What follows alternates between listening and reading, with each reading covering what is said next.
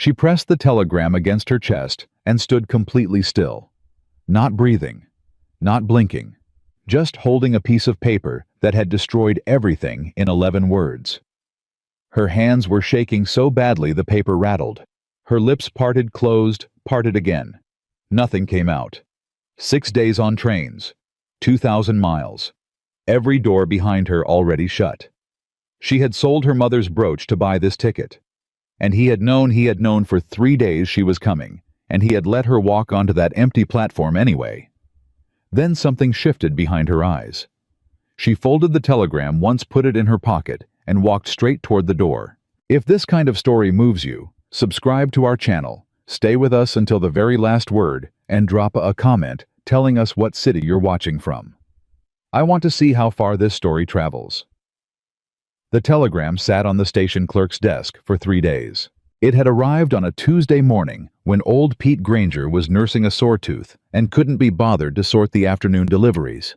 He'd stacked it beneath a pile of livestock receipts and a letter from the county surveyor, fully intending to get to it before the week was out. By Friday, when the eastbound train pulled into Dust Creek, and a young woman in a blue wool coat stepped onto the platform with nothing but a worn leather suitcase and a look of quiet determination, the telegram was still there, buried and unread. Nobody told Eliza Hartwell that the man she'd come to marry had already changed his mind. She stood on the platform and let the cold air hit her full in the face. She'd been on trains for 6 days straight from Richmond to Cincinnati. Cincinnati to St. Louis to Cheyenne, and finally down the spur line into Dust Creek. She smelled like coal smoke and unwashed wool. Her back ached from sleeping upright in coach. The heel of her left boot had a crack running halfway up the side that let in the cold whenever she stood still too long. But she held herself straight. She looked up and down the platform, the way a woman does when she's searching for a face she's never seen before, methodically, without panic, starting at one end and working to the other. A few ranch hands unloading feed bags. 2 women in heavy coats exchanging gossip near the station door. An old man asleep on a bench with his hat over his face. No tall rancher, no sign with her name, no Caleb Whitmore. "Excuse me," she said to the nearest ranch hand, a boy of maybe 17, with straw-colored hair and red ears. "I'm looking for Caleb Whitmore. Do you know him?" The boy blinked. "Yes, ma'am. Everybody knows Mr. Whitmore." "Was he supposed to meet someone here today?" The boy's expression shifted something between discomfort and pity that Eliza recognized immediately and despised. I don't rightly know, ma'am."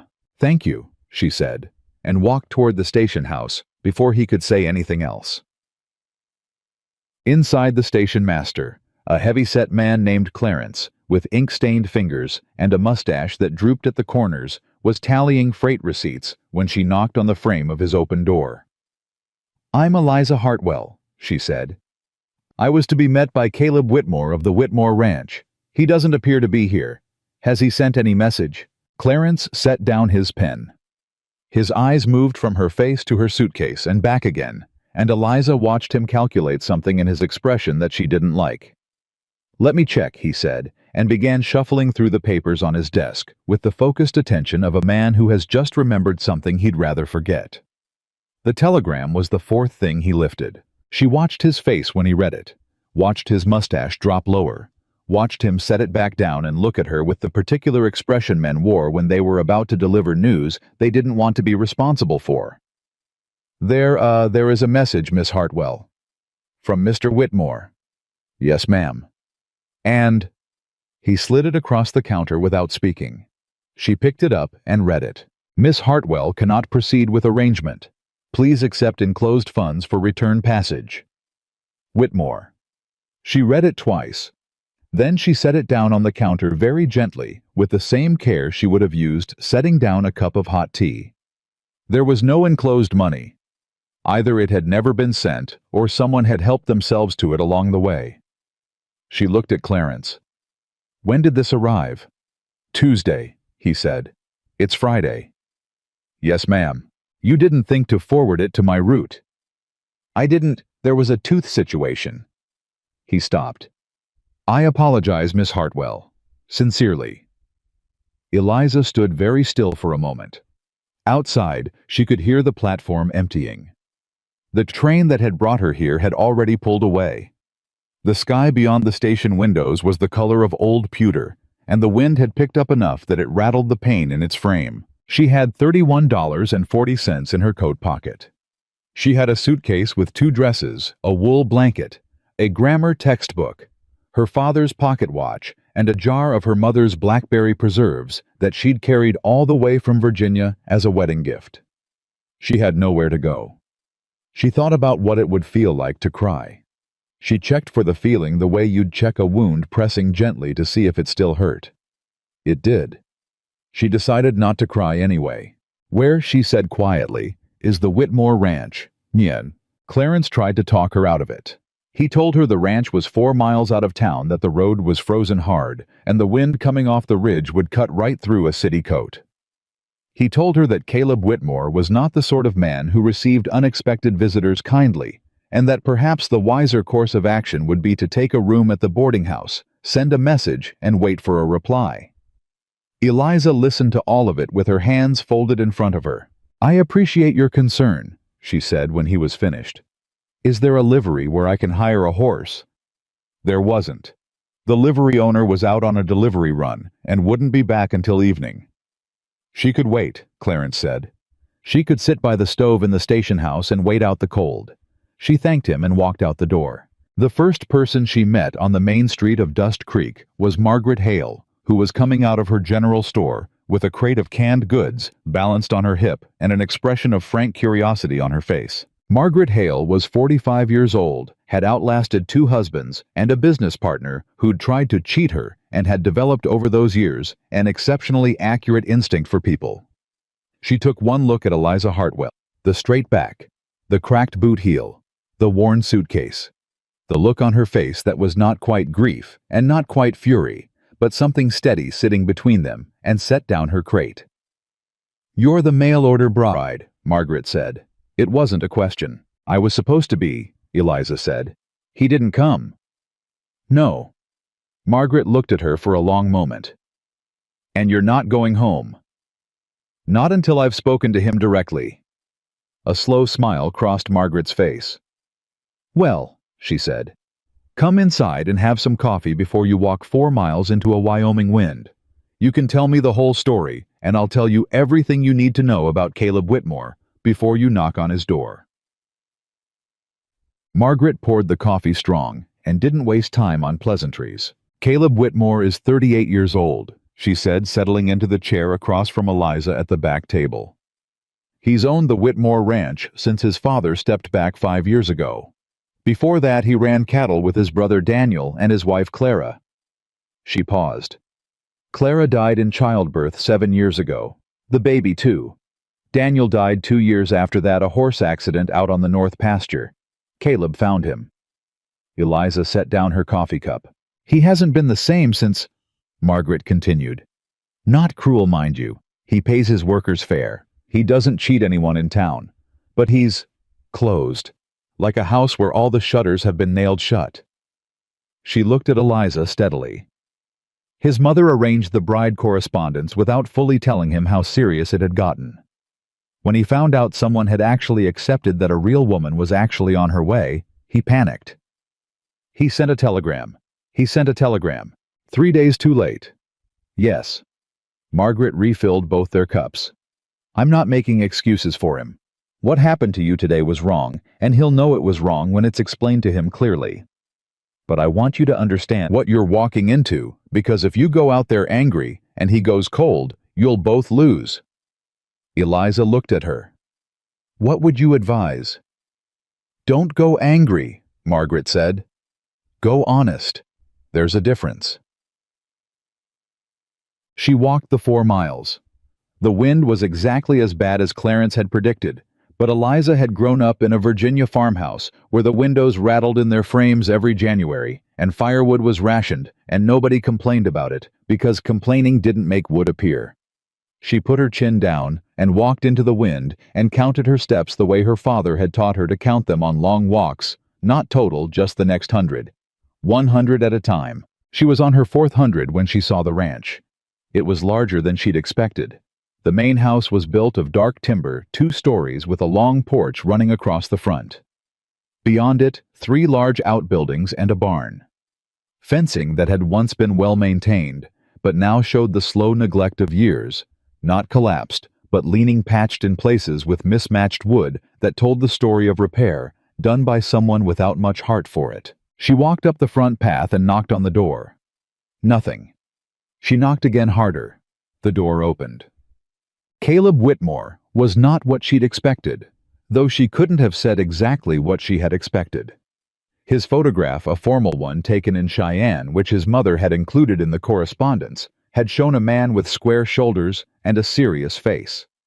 In person, he was larger than the photograph suggested, and the serious face had something else in it that the photograph hadn't captured, a wariness that went all the way down, like a man who'd been hit enough times that he kept his whole body braced even when nothing was coming. He looked at her and went completely still. "Mr. Whitmore," she said. "My name is Eliza Hartwell. I believe you know who I am." The silence lasted long enough that she heard the wind shift direction around the corner of the house. "I sent a telegram," he said. "It arrived on Tuesday," she said. "I arrived today. The timing, as you can see, was not ideal." Something moved across his face, not guilt exactly, but something adjacent to it. He looked past her at the empty road, as if confirming there was no one with her, no wagon, no horse. "You walked from town," he said. "I did." "In this weather?" There was no livery horse available. He stared at her. She stared back. "I don't want a wife," he said flatly. "I'm aware of that," she said. "You made it quite clear, if somewhat late. I didn't come here to demand marriage, Mr. Whitmore.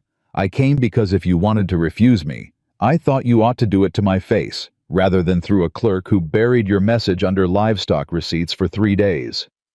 His jaw tightened. "That's not—" "Furthermore," she said, because she had walked 4 miles, and she was going to finish, "I have $31 no-return ticket and nowhere to stay tonight. I'm not asking you to marry me. I'm asking you to be decent." Another silence. Caleb Whitmore opened the door wider. "Come inside," he said, "before you freeze." The inside of the house told the same story as the outside fencing once cared for, now existing on the bare minimum of attention. The front room had good bones, solid furniture, a stone fireplace, wide plank floors. But there were dust traces along the mantel, a pile of unsorted papers on the table by the window, a broken chair stacked in the corner that nobody had gotten around to fixing. Eliza did not comment on any of it. She sat in the chair he indicated, set her suitcase beside her feet, and accepted the cup of water he brought from the kitchen without offering coffee. She drank it and waited. Caleb sat down across from her and looked at her with those wary, exhausted eyes. "I'll pay for your passage home," he said. "I appreciate that. Tonight you can stay in the house. There's a spare room." "Thank you. In the morning I'll arrange the ticket." Eliza looked at him steadily. "And if I told you I don't want to go back to Richmond?" "Then you can go somewhere else," he said. "But not here." "Because you don't want a wife." "Because I don't need anyone." He said it like it was a simple fact, the way you'd say the fence runs north or the wells out back. Not cruel, not performative, just something he'd said to himself enough times that it had become true in his mind. Eliza considered him for a moment. "Mr. Whitmore," she said finally, "what happened to your ranch accounts?" His eyes sharpened immediately. "What?" "I noticed 3 things when I walked up your path.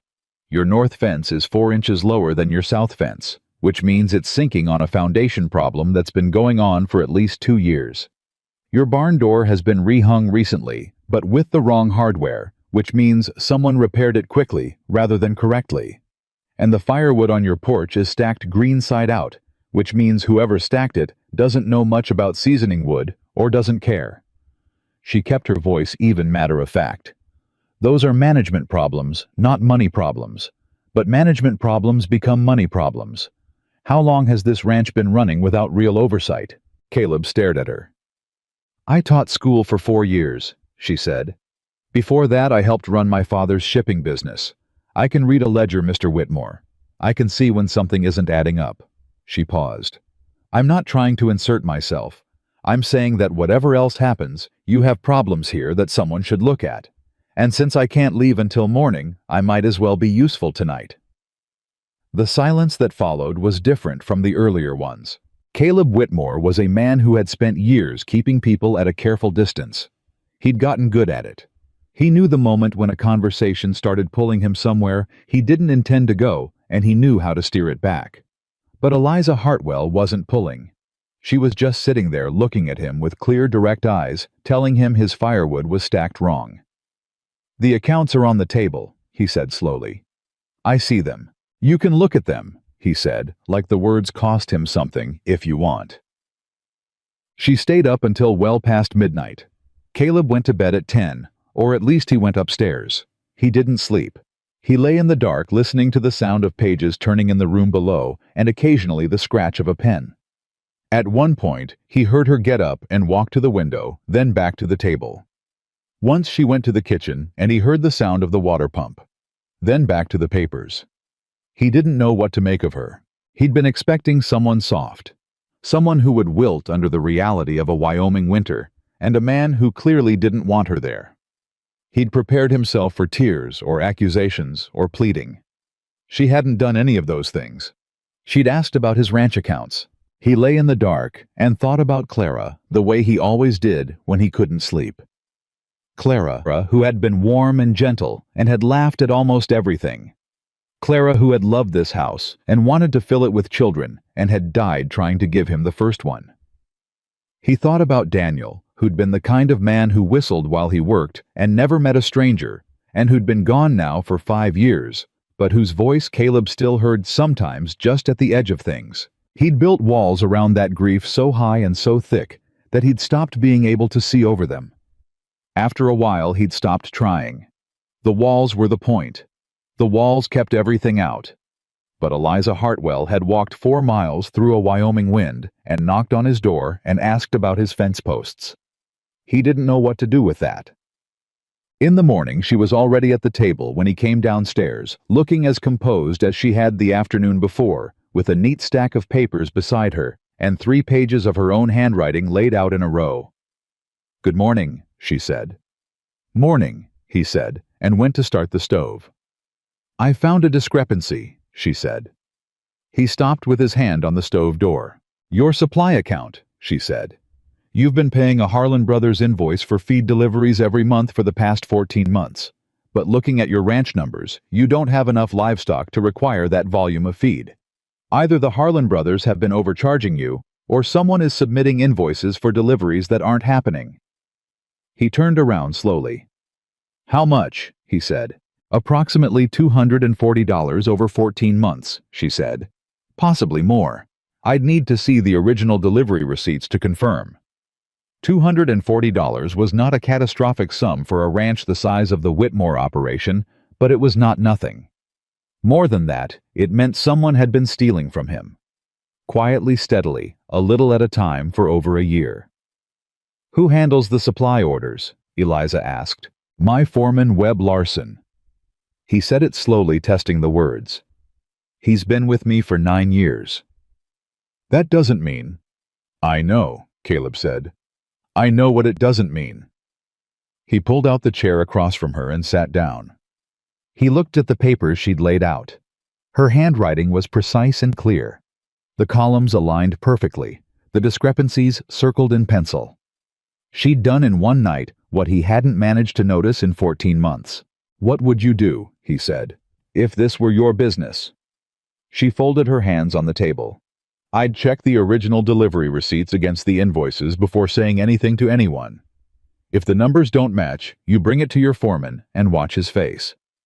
If his face tells you what you already suspect, you have him gone within 24 hours, and you report it to the county sheriff to protect yourself legally. And if his face tells me I'm wrong, then you find where the mistake actually is," she said, "and you fix it." Caleb looked at her for a long moment. "The deliveries are logged in the barn office," he said. "I know," she said. "I'd like to check them this morning if you'll allow it." He should have said no. He should have arranged the ticket and put her on the midday coach and been done with it. He had walls for a reason. He had distance for a reason. He had built his life into something that required nothing from anyone, and that was the way he'd wanted it. After breakfast, he said. Webb Larson was a man of 52, with the compact, weathered build of someone who'd worked cattle his whole life, and the easy confidence of a man who'd been trusted a long time. When Eliza and Caleb came into the barn office together that morning, Webb looked at Eliza with the politely blank expression of a man who'd already formed an opinion and decided not to share it. "Mr. Whitmore," he said, "didn't know we had company." "Miss Hartwell is helping me review the supply accounts," Caleb said. Something moved through Webb's expression so fast that Eliza almost missed it. But she'd spent 4 years in a classroom watching children's faces, and she'd spent 3 years before that reading the faces of merchants and shipping clerks who did business with her father. She didn't miss it. "The delivery logs," Caleb said. "Last 14 months. Webb pulled them from the shelf without hesitation, which told Eliza either that he was innocent or that he was very good. He set them on the desk and stood back with his arms crossed. Eliza opened the first ledger. She worked through the pages, methodically cross-referencing against the invoice figures she'd memorized the night before. Caleb stood beside her close enough to read over her shoulder. Webb stood across the room. 17 minutes in, she found the first one. "October," she said quietly. "Harlan Brothers delivered 40 sacks of grain. The invoice charges for 60. Caleb looked at the page. Then he looked at Webb. "Must be a clerical error," Webb said. His voice was even. "Those boys at Harlan's are sloppy." "November," Eliza said. "Same pattern. 40 delivered, 60 charged." "Like I said. Clerical." "December," she said. "March, May, July." She looked up. "It's not a clerical error, Mr. Larson. The amount is consistent across 7 separate months. Consistent errors point to a consistent cause." The room was very quiet. Webb Larson looked at Caleb. Caleb looked at Webb. And something passed between them that was about 9 years and trust given freely, and the particular grief of discovering that trust had been abused. "Webb," Caleb said. His voice was very quiet. "Don't lie to me." Webb's expression didn't break all at once. It went slowly like ice in spring, cracking at the edges first. He looked at the floor. He looked at the wall. He looked at Eliza like he wanted to blame her for all of it. "It started small," he said finally. "Get off my land," Caleb said. "Caleb. Today." His voice didn't rise, didn't shake. It got quieter, which was worse. "Take your gear and go. I'll be speaking to Sheriff Denton this afternoon." Webb Larson left the barn without another word. Caleb stood in the empty office for a long time after the door closed. Eliza stayed quiet. She'd learned from her years in the classroom and from reading people her whole life that there was a particular kind of silence a person needed after a blow, and the worst thing you could do was fill it. Finally he said without turning around, 9 years. "Yes," she said. "I never saw it." "You weren't looking," she said gently. "You were surviving." He turned around. His face had that braced look again, the one she'd noticed at the door the day before, like he was waiting for another hit. But his eyes were different than they'd been yesterday. Something in them had shifted the smallest, barely visible crack in the shutter. "Why are you still here?" he said. "It wasn't hostile, it was genuine." "Because I haven't done anything wrong," she said simply, "and I refuse to act like I have." That evening, Samuel Whitmore came to supper. Caleb's father was 67, slow on his feet from an old hip injury, with white hair and the same square jaw as his son, and eyes that missed nothing. He'd been told there was a young woman at the ranch, and he'd told Caleb's housekeeper he'd be by for supper, and he arrived at 6 o'clock sharp with a jar of pickled vegetables under one arm, and the expression of a man who was trying very hard to look like he wasn't doing exactly what he was doing. Eliza was setting the table when he came in. The housekeeper, a quiet older woman named Ruth, had let her help because Ruth was practical about work and not sentimental about it, and Samuel stopped in the doorway and looked at her for a long moment. "You must be Miss Hartwell," he said. "I am," she said. "You must be Samuel Whitmore. You have the same jaw as your son." Samuel laughed. It was a full surprised laugh, and Eliza heard Caleb go still in the kitchen. "Nobody's ever told him that," Samuel said, coming inside. "He hates his jaw, thinks it makes him look stubborn." "It does," Eliza said pleasantly. "So does yours." Samuel laughed again and sat down at the table with the ease of a man who had decided in the space of 30 seconds that he liked someone very much. Supper was not comfortable. It was not supposed to be comfortable. Caleb sat at the head of the table and was polite in the careful way of a man walking a path he wasn't sure about. Samuel told stories about the ranch in its earlier days, the good years before everything went wrong, and Eliza asked questions and listened the way she'd learned to listen completely without planning her next words while someone else was still speaking. Near the end of the meal, Samuel set down his fork and looked at his son. "She found the Harlan brothers' problem," Samuel said. It wasn't a question. The word had traveled fast in the way small-town words do. "She did," Caleb said. "In one night." "Yes." Samuel looked at Eliza. "Your father was in business. Shipping," she said. "Out of Richmond. I kept his books for 3 years before he passed. And then you decided to come west. And then I ran out of reasons to stay east," she said, which was more honest than she'd intended to be, and she saw both men register it. Samuel looked at Caleb for a long moment, the look of a father who wants to say something but knows his son well enough not to say it. Then he pushed back from the table and stood up. "Thank you for supper," he said to Ruth and Eliza both. "Miss Hartwell." He extended his hand. "I hope you'll stay in Dust Creek a while. Town could use more people who stack things straight." Eliza shook his hand. "Firewood isn't that complicated," she said. "No," Samuel said, and glanced at his son one more time.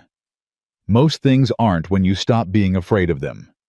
He left before Caleb could respond to that. That night, Caleb found Eliza on the porch. She was standing with her arms folded against the cold, looking out at the dark. The wind had died down, and the sky was clear and enormous in the way Wyoming sky always was, the kind of sky that made you feel small and free at the same time. "You should be inside," he said. "I know," she said. She didn't move. He stood beside her, not close, just there. "I've decided," he said finally, "that you can stay through the end of the month. Help finish reviewing the accounts. I'll pay you a fair wage." She looked at him sideways. "As your bookkeeper?" "As someone who's helping straighten out a problem." "That's a very careful way of putting it." "I'm a careful man." She looked back at the sky. "I noticed." A minute passed. 2. "I'm sorry," he said quietly. "About the telegram. About the station. About all of it. You didn't deserve to be left waiting like that." It was the last thing she'd expected him to say, and something in her chest wound tight since she'd read that telegram on the counter loosened a fraction. "No," she said. "I didn't." "But I wasn't wrong," he said. "About not wanting this. About not being ready." "I know," she said. "I'm not asking you to be ready. I'm asking you to be honest." "I can do that," he said. She looked at him then fully the way she hadn't let herself look since she'd arrived.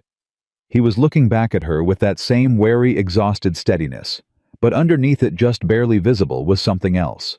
Something that was still there despite everything. Something he'd been carrying under all those layers of loss and silence and careful distance. She didn't name it. It was too early for names.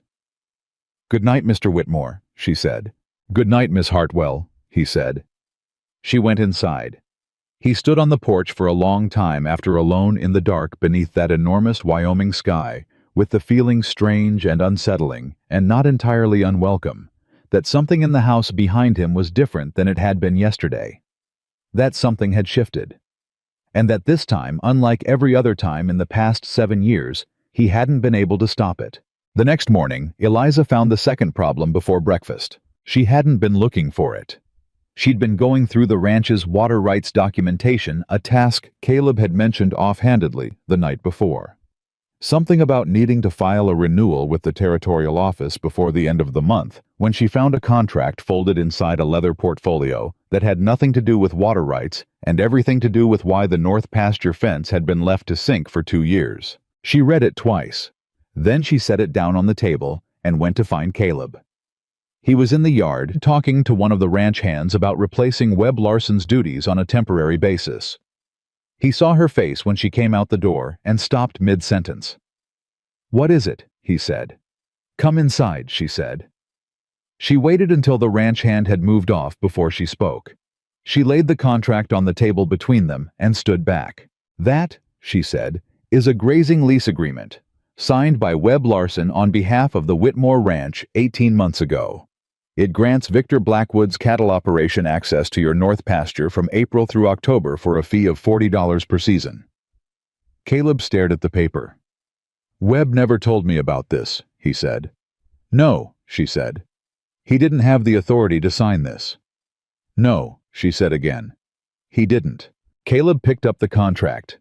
He read it slowly, and she watched the line of his jaw tighten with each paragraph. When he got to the signature at the bottom, Webb Larson for and on behalf of C. Whitmore owner. Something in his expression went very still. "Blackwood's cattle have been running my north pasture," he said quietly, "and I've been getting $40 a season for it, and I never knew." "Where the $40 went, I don't know yet," Eliza said. "It's not in your accounts." "Webb," he said, "almost certainly." He set the contract down and looked out the window for a long moment. When he looked back at her, something new had entered his eyes. Not anger exactly, but the particular controlled fury of a man who has been quietly stolen from and is only now understanding the full extent of it. "Victor Blackwood," he said. "You know him well." "Well enough." His voice had gone flat. "He's been trying to buy my water rights for 3 years. Every time I've said no, he's found a different angle." He looked at the contract again. He knew this lease wasn't legitimate. He knew Webb didn't have authority to sign it. He signed it anyway because he wanted the access, and he figured if I ever found out, I'd have a hard time proving anything. "He underestimated your bookkeeping," Eliza said. The corner of Caleb's mouth moved. It wasn't quite a smile, but it was in the neighborhood. "My bookkeeping was non-existent," he said. "You found it." "Then he underestimated you," she said, "for leaving it non-existent." He looked at her. That look she was becoming familiar with, the one that said she'd surprised him again in a way he hadn't prepared for and didn't quite know what to do with. "I need to talk to Blackwood," he said. "Not yet," she said immediately. "Why?" "Because you don't have enough yet." She pulled the contract toward her and tapped the signature line. "Right now, all you have is a contract Webb signed without authority. Blackwood can claim he acted in good faith, that he had no reason to question whether Webb was authorized. You need more." She paused. "Let me finish going through the accounts first. All of them. If Blackwood and Webb were working together, and I think they were, there will be more traces. There always are." Caleb was quiet for a moment. "You sound like you've done this before." "My father had a shipping partner who stole from him for 2 years," she said. "By the time my father noticed, the man had covered his tracks well, but he hadn't covered all of them because no one ever does." She looked at Caleb steadily. "We found enough. The man paid back every cent and left Richmond. My father never went to court because he didn't want the publicity, but he could have." She paused. "You might want the court." Caleb's jaw tightened again. "I might. Then let me build you something solid before you go anywhere near Victor Blackwood." Another silence. Outside, she could hear the ranch coming to life, the sounds of horses of men calling to each other across the yard of boots on frozen ground. The ordinary sounds of a working ranch on an ordinary morning, except that nothing about the morning was ordinary. "All right," Caleb said. "Finish the accounts." She worked through 3 more days of ledgers. Caleb worked alongside her for parts of it, not because he was particularly gifted at figures, but because she suspected he didn't want to leave her alone with the knowledge that his ranch had been quietly gutted by 2 men he'd trusted. He sat across the table from her, and she explained what she was finding as she found it, walking him through the logic, showing him where the numbers diverged from reality. How was a better student than she'd expected. He asked sharp questions, retained what she told him, and made connections between pieces of information faster than most people she'd worked with. He just hadn't ever been taught to look. Nobody had thought to show him. On the second afternoon, Ruth brought coffee and set it down between them without comment. On the third morning, Eliza came downstairs to find Caleb already at the table, with the account books open, a pencil in his hand, and a frown on his face. "I think I found something," he said without looking up. She came around the table to look over his shoulder.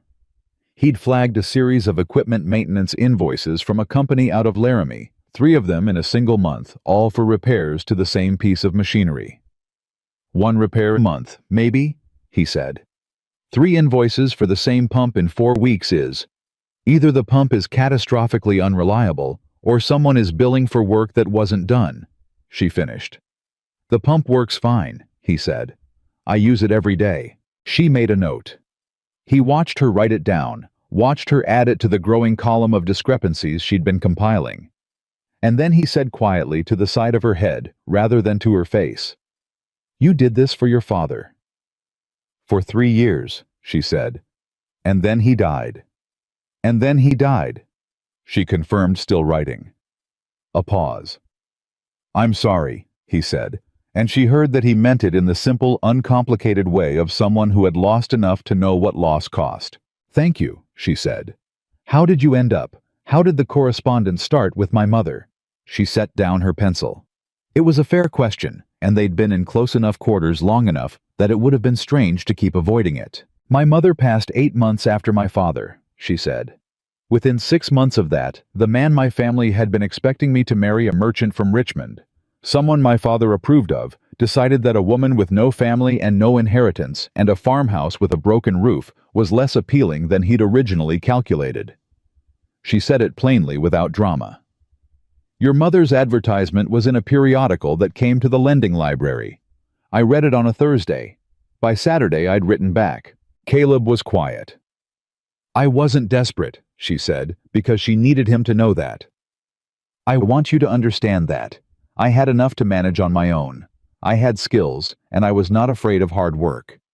But I was 27 years old, and I had buried both my parents in 8 months, and the man who was supposed to love me had performed a careful calculation and decided I didn't add up." She looked at the account books on the table between them. "I understood the appeal of somewhere new. And instead you got this," he said. "Instead I got this," she agreed, "which has turned out to be considerably more interesting than I anticipated." He made a sound that was not quite a laugh, but was close enough to one that Eliza registered it as significant. Caleb Whitmore, she was learning, didn't laugh easily. But something in him was loosening fraction by fraction, the way ground thaws in early spring, not all at once, not dramatically, but steadily from the edges in. Ta-tag. The town noticed she was still there. Margaret Hale had told her they would, and Margaret had been right. By the 4th day of Eliza's residence at the Whitmore Ranch, Dust Creek had formed opinions. She could feel them when Caleb drove her into town to check the postal records at the station. The way conversations paused as they walked past. The way eyes tracked them across the street. She heard one woman say to another, loudly enough to be heard, "That's the one, the mail-order bride he didn't want, still there." She kept walking. At the general store, Margaret pulled her aside while Caleb was at the counter ordering supplies. "How are you holding up?" Margaret said, low and direct. "Fine," Eliza said. "People are talking. People always talk. They're saying you trapped him, that you knew the telegram was sent and you came anyway." Margaret watched her face carefully. "I don't believe it, but you should know what's being said." Eliza felt something tighten in her chest. Not hurt exactly, more like the bracing sensation of cold water. What does Caleb think? About what people are saying? About any of it? Margaret glanced toward the counter where Caleb stood with his back to them, broad shoulders set, talking to the supply clerk. "I think," she said slowly, "that Caleb Whitmore is doing something he hasn't done in a very long time, which is paying attention to someone other than himself. And I think it scares him considerably more than it scares you." Eliza looked at the floor for a moment. "Margaret," she said, "I need you to know something. I'm not staying because I'm hoping he'll change his mind. I'm staying because I found something wrong in his accounts, and I intend to finish fixing it. Whatever happens after that..." She stopped. After that, Margaret prompted. After that. Eliza said, I'll figure out what comes next. Margaret studied her for a long moment. You know what your problem is, she said finally. I'm sure you're going to tell me.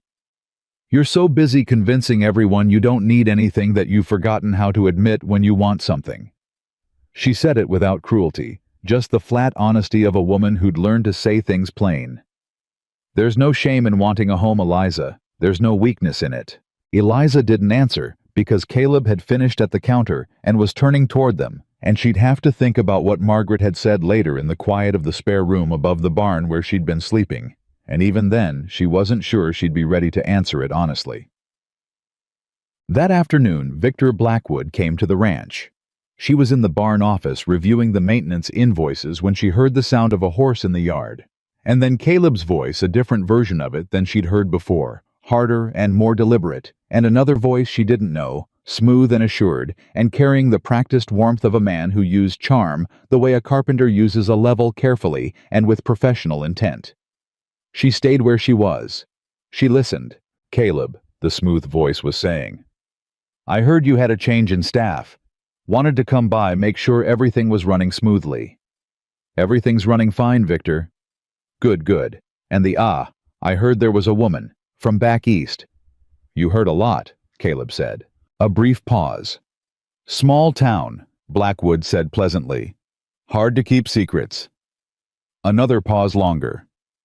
You know, there are some details of that grazing arrangement we had the one Webb set up that I've been meaning to clarify with you directly, since it seems Webb's no longer in your employ. He's not. I thought we might come to a new agreement, Blackwood said. On the north pasture access. Something more formal. Between us directly. There won't be a new agreement, Caleb said. Now, Caleb, that seems... There won't be a new agreement, Caleb said again, and the second time it landed differently than the first, quieter, more absolute, the way a door doesn't just close but locks. A silence stretched out in the yard. I see, Blackwood said. His pleasant voice had taken on a new quality, something underneath the warmth that was harder and less friendly. I hope you're not making decisions based on information from someone who doesn't fully understand the situation out here. Someone new to the territory, say. Eliza heard Caleb's boots shift on the frozen ground. The only information I'm working from, Caleb said, is my own account books. I suggest you write out Victor. The sound of hooves receding. Then Caleb came into the barn office doorway and looked at her. She was sitting at the desk with the maintenance invoices in front of her, and she looked back at him with the composed expression she'd been practicing since she was 12 years old, and first learned that the face you showed the world was a choice you made deliberately. You heard that, he said. It wasn't a question. Yes. He knows you're looking at the accounts, apparently. She set down the invoice. He'll be more careful now. If there are other arrangements, he and Webb made other papers, other agreements, he'll move to protect himself. We need to move faster. Yes, she said. What do you need? She thought for a moment. I need to see the territorial records. Land filings, boundary documents, the official record of your water rights. If Blackwood has been working to undermine the ranch, the accounts are only part of it. He'll have worked the legal angle too. Caleb was quiet for a moment. The territorial office is in Cheyenne. I know. That's a full day's ride. I know that too. He looked at her for a long moment. The barn was cold and smelled of hay and old wood, and somewhere in the back a horse shifted in its stall.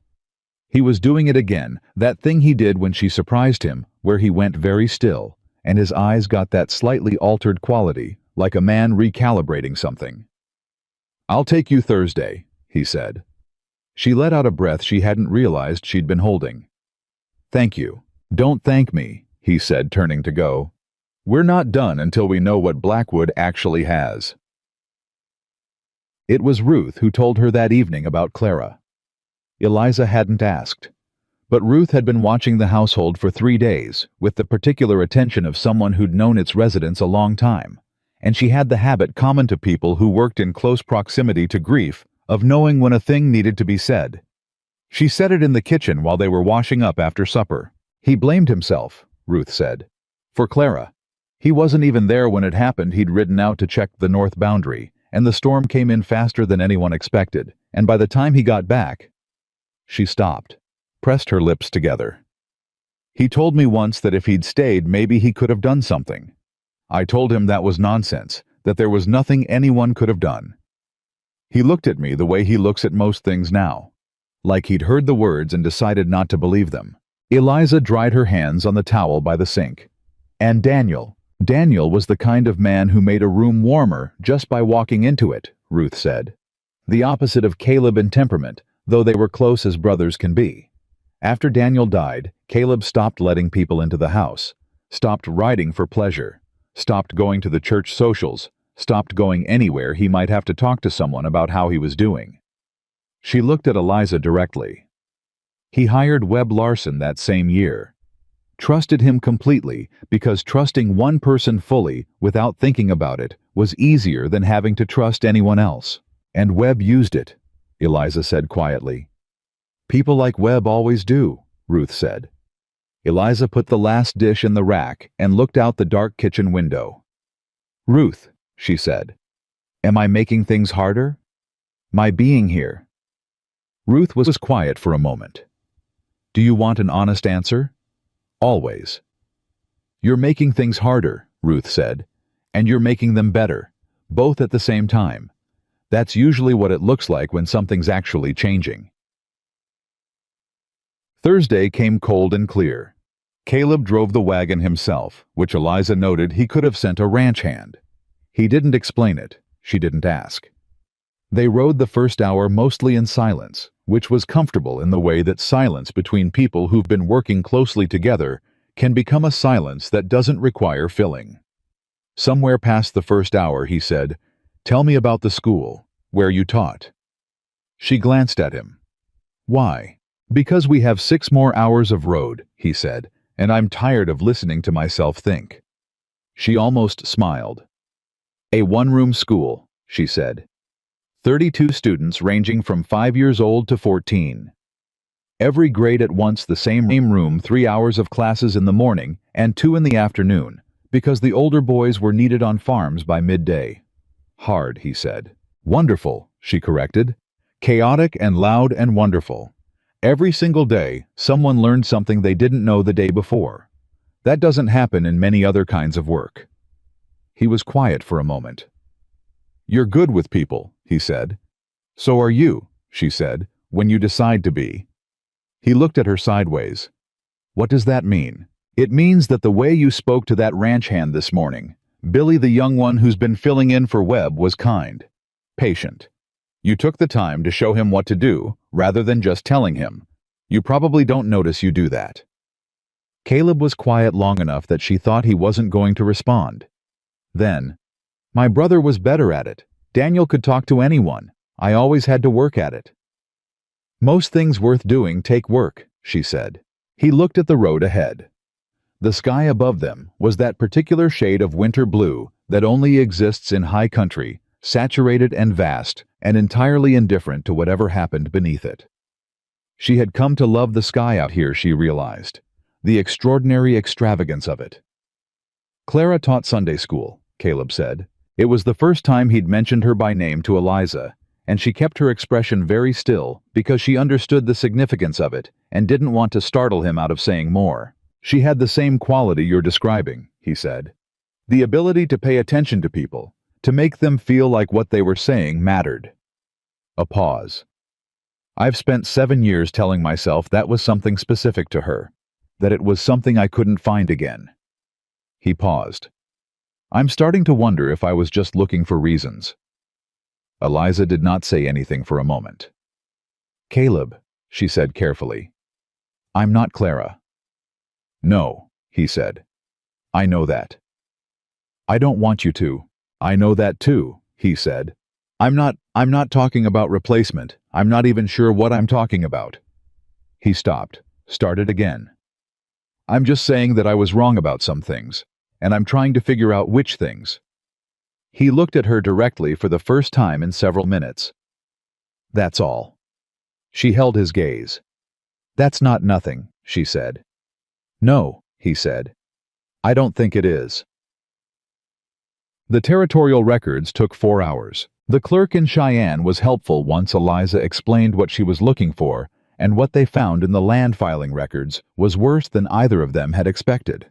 Not just the unsigned grazing lease. Not just the fee discrepancies. There was a boundary dispute filing recent dated only 6 weeks ago, in which Victor Blackwood had formally challenged the eastern edge of the Whitmore Ranch's recorded land claim, arguing that the original survey from 1871 had contained an error that placed 200 acres of Whitmore land inside what Blackwood claimed was his own territory. Eliza read the filing 3 times. Then she read the original 1871 survey record. Then she sat back in her chair and looked at the ceiling for a moment. "He's been planning this for a long time," she said. Caleb had gone very still beside her. "How long?" The original survey record has 2 signatures, the surveyor and a witness. The witness is a man named E. Morrow. She looked at him. "Does that name mean anything to you?" The expression on Caleb's face changed completely. "Ed Morrow," he said slowly. He was Victor Blackwood's father-in-law." The room seemed to contract around them. "Then the witness on your original boundary survey," Eliza said quietly, "was a man directly connected to the family that is now challenging that survey." She set the paper down. "Caleb, this didn't start 6 weeks ago. This was built in at the beginning. Someone Blackwood's family corrupted the original survey, and they've been waiting for the right moment to use it." Caleb was on his feet. He stood there for a moment with his hands at his sides, and she could see him working through it, the full scope of it, the patience of it, the deliberate, slow-grinding theft of a man's land and his trust and his future laid out across years. "He's going to take my land," Caleb said. "He's going to try," Eliza said. She stood up. "But he didn't plan for you to have someone going through your records. He built this assuming you'd never look closely. That was his mistake. What can we do?" "There are 2 things," she said, and her voice was steady because one of them needed to be steady, and she was better at it than he was, at least in this particular moment. "First, we get certified copies of every document in this room that touches your land claim. Every survey, every filing, every correspondence record. We take them all. Second," she paused, "there's a land attorney in Cheyenne. Margaret mentioned his name to me earlier this week. She said he's the best in the territory at disputed claims. You talked to Margaret about this." "I suspected we might find something like this," she said. "I wanted to be prepared." He looked at her for a long moment. The clerk was pretending to be very interested in something on the other side of the room. Outside, the sounds of Cheyenne traffic horses, wagon wheels' voices came through the window in ordinary, indifferent waves. "When did you start?" He stopped. "When did you start thinking about my ranch like it was something to protect?" She held his gaze. "The moment I walked 4 miles in the cold to knock on your door," she said. "I didn't come all the way from Virginia to do things halfway." Something in his face broke open. Then, not dramatically, not the way it happens in stories, but quietly the way a room feels different when someone finally opens the window after a long winter. Something behind his eyes shifted and settled, and he looked at her with the full, unguarded attention of a man who had stopped at least for that moment protecting himself. "We'll see the attorney tomorrow," he said. "Yes," she said. "And then we go home," he said. He said it simply, plainly. "We go home. Not we go back. Not I'll take you to the ranch. Home." She heard it. She chose not to mention it. But she filed it away in the careful, honest part of herself, the part that Margaret had seen and named alongside everything else she was beginning to understand about the lonely cowboy who swore he'd never need anyone. Because he was starting to need someone. And she was starting to understand that she already did. The attorney's name was Howard Gaines, and he had the kind of face that gave nothing away. Flat gray eyes behind wire-rimmed glasses, a careful mouth, hands that moved slowly and deliberately across documents, the way a surgeon's hands move across a patient. He'd been practicing land law in Cheyenne for 22 years, and in that time he had seen most varieties of fraud that one man could work against another in the Wyoming Territory. When Eliza laid out the documents on his desk, the original survey, The boundary filing the grazing lease. The account discrepancies. All of it organized in chronological order, with her handwritten summary on top. Gaines read through it without speaking for 11 minutes. Then he set it down and looked at Caleb over his glasses. "You understand what this is," he said. It wasn't a question. "Tell me anyway," Caleb said. "This is a coordinated effort to strip your land in 2 stages, Gaines said. Stage 1, weaken the ranch financially. Make the operation look mismanaged, possibly failing. Create paper records suggesting the boundary has always been disputed. Stage 2, file the legal challenge when the ranch looks its most vulnerable. A struggling operation with a foreman recently fired for theft, and an owner who hasn't been paying close attention is not the strongest position from which to fight a land dispute." He looked at the documents again. Whoever built this was patient. This kind of setup takes years. Victor Blackwood, Caleb said. "He'd need to prove the 1871 survey was erroneous," Gaines said. "Normally that's difficult when the original record is clean. But if E. Morrow was Blackwood's father-in-law..." He paused. "The argument Blackwood will make is that the Whitmore survey was accurate at the time, but that the boundary markers were placed incorrectly in the field. He'll claim the written record and the physical placement don't match. He'll bring in his own surveyor to argue it." "And can he win that argument?" Eliza asked. Gaines looked at her. He'd been looking at her throughout, recalibrating slightly. Each time she spoke the same recalibration she'd been watching men perform since she was 16 and first walked into her father's office and asked the shipping clerk to explain a manifest discrepancy that he'd missed. "He can make a credible case," Gaines said. "Whether he can win depends on what physical evidence exists out on that boundary line." He set his glasses on the desk. "The original survey will have used landmark references, a particular rock formation, a tree, a creek bend. If those landmarks still exist, and the markers are where the survey said they'd be, Blackwood's argument falls apart. If the markers have been moved..." He stopped. "Moved," Caleb said slowly. "It would be the obvious move," Gaines said carefully, "for someone who built the rest of this as carefully as it was built."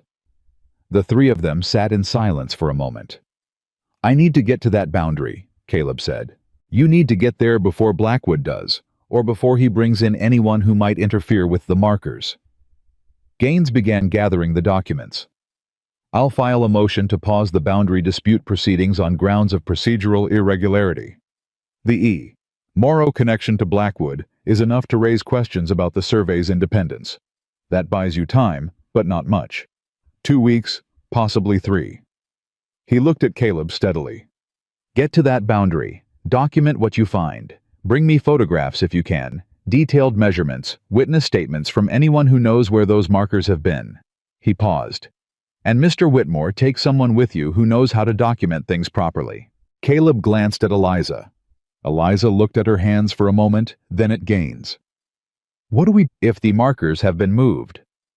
"Then we argue the original survey on its textual merits, and we find every witness we can who has personal knowledge of where that boundary actually runs," Gaines said. "Ranchers who've worked the land, anyone who's ridden that line over the years." He paused. "It's a harder fight, but it's not an impossible one." "How much harder?" Caleb said. Gaines was quiet for one honest moment. "Considerably," he said. They drove back to Dust Creek in the dark. The road was frozen solid, and the horses moved carefully, and Caleb kept his eyes on the path ahead, with the focused inward expression of a man working through something that had too many moving parts to hold comfortably in his mind all at once. Eliza sat beside him in the cold and let him think. She was doing her own thinking. After a long while, she said, "Who knows that boundary line?" "What?" "You heard Gaines. We need witnesses who have personal knowledge of where the boundary actually runs. Who has ridden that line?" Caleb thought. "My father. He rode every foot of this ranch for 30 years before he handed it to me. He could walk that eastern boundary in the dark." He paused. "There are 2 ranchers whose land sits adjacent to mine in the north, Jim Calloway and Pete Adler. They've worked those pastures as long as my family has. Would they testify? If I asked them honestly, yes." He paused. "Jim Calloway has no love for Victor Blackwood, Blackwood tried to force him off his grazing access 3 years ago. He lost. Good, she said. That's 3 witnesses with direct knowledge. Gaines can work with 3. She was quiet for a moment. And the boundary markers themselves, when were you last out there? Caleb's jaw tightened. Spring, he said. I rode the north boundary in April. The markers were in order. Then if they've been moved, it happened in the last 8 months. She paused. That narrows the time frame. If Blackwood moved them, there may be evidence of disturbance. Ground that's been dug up doesn't look the same as ground that hasn't even after months. She looked at him. I want to go with you when you check the boundary. He looked at her sideways. That's 3 hours out and 3 hours back. Rough terrain in winter. I know. You've never ridden that kind of country. I've ridden horses since I was 8, she said. My father's farm in Virginia wasn't exactly flat. He said nothing for a moment. It's not... Caleb. Her voice was even. I found this problem. I want to see it through. Don't make this about whether I can handle rough terrain. A pause. Then, I wasn't, he said quietly. She looked at him. I was thinking, he said, about whether it was reasonable to keep putting you in the middle of someone else's fight. It stopped being someone else's fight, she said, around the time I spent 3 nights on your accounts and Blackwood came to your barn to ask me to go away. She held his gaze. When do we leave? He looked back at the road. Day after tomorrow, he said. We'll need gear and supplies, and I want to speak to my father first. Then wake me early, she said. I want to be back before dark. Samuel Whitmore listened to the whole story without interrupting, which was the kind of discipline Eliza was learning ran in the family. The Whitmore men's tendency to absorb things fully before responding. He sat at Caleb's kitchen table, with his hands flat on the wood, and heard about the survey about E. Morrow, about Gaines's assessment, and the boundary markers. And when Caleb finished, Samuel was quiet for a full 30 seconds. Then he said, Ed Morrow signed that survey. Yes, Caleb said. Ed Morrow, who sold his grazing land to Blackwood's father in 1873, Samuel said, who at the time of the survey in 1871 had already been in business discussions with the Blackwood family. He said it with the flat, considered anger of a man who has been played and is only now seeing the full shape of the game. Your grandfather trusted that survey absolutely. He never questioned it. Nobody questioned it, Caleb said. There was no reason to. There was a reason, Samuel said. We just didn't know it. He was quiet again. Then he looked at Eliza across the table with something that wasn't just gratitude. It was the particular respect of someone who has learned to give it carefully and doesn't waste it. You found this. The records were there, she said. Someone just needed to look. I looked at those accounts for 30 years, he said. I never saw any of it. You weren't looking for fraud, she said gently. You were looking at a ranch you trusted. There's a difference. Samuel's expression was complicated guilt and relief, and the old grief of a man who'd handed his life's work to a son and watched it slowly bleed. He looked at Caleb. Your grandfather built that eastern pasture fence himself, he said. Hauled every post. I know exactly where the boundary runs because I helped him check it every spring for 15 years. He straightened in his chair. I'll testify, and I'll write down everything I remember, every landmark, every marker, every reference point from the original survey. You give it to your attorney. Thank you, Caleb said. Samuel looked at them both. At his son, who was sitting closer to Eliza than Samuel had ever seen him sit to anyone in 7 years, near enough that their shoulders were almost touching, near enough that the distance between them was a choice rather than a default. And at the young woman from Virginia, who had walked 4 miles in a Wyoming winter and hadn't left yet. You're going out to the boundary together, Samuel said. Day after tomorrow, Caleb said. Samuel nodded slowly. Take the chestnut mare for Miss Hartwell, he said. She's steadier on ice than the bay. He paused. And take the rifle. The morning they rode out to the eastern boundary, the sky was the color of iron. Eliza felt the change in the weather before she saw it, a specific pressure in the air, a particular stillness that experienced people read as a warning. She mentioned it to Caleb as they saddled the horses. "I feel it," he said. "We'll move fast. If it turns on us before we're done, we head straight back, no delays." "Agreed," she said. They rode hard for the first hour, Caleb setting the pace and Eliza matching it without complaint. The chestnut mare Samuel had chosen, proving herself exactly as advertised, sure-footed and calm and responsive. The land opened up as they left the ranch's central area, flattening slightly toward the eastern edge, the grass stiff with frost under the horses' hooves. Caleb found the first boundary marker without searching. He knew where it was. He swung down from his horse and crouched beside it, and Eliza dismounted and came to look over his shoulder. The marker was a heavy iron post set in a stone base, the kind that required real work to move. It was where it was supposed to be. Caleb pulled out a compass and a copy of the original survey description and checked the bearing, then checked the distance to the next reference point, a distinctive granite outcropping 30 yards east that the survey had used as a secondary reference. The outcropping was in the right position. "First marker's clean," he said. They moved to the second. Clean. The third. Clean. Caleb's expression remained unreadable, but Eliza could feel the tension in him beginning to modify, not relax, but shift the way tension does, when the thing you're afraid of turns into a different shape of problem. Then they reached the fourth marker. Caleb went very still. Eliza came up beside him. She could see it immediately, not the marker itself, which looked undisturbed, but the ground around its base. The earth had a different texture than the surrounding frost-hardened ground. Slightly darker. More compressed the way ground gets when it's been turned over and then packed down again deliberately. "It's been moved," Caleb said. "Recently," she agreed. "Within the last few months." She looked at the compass bearing. "By how much?" He worked it methodically, bearing distance reference to the survey description.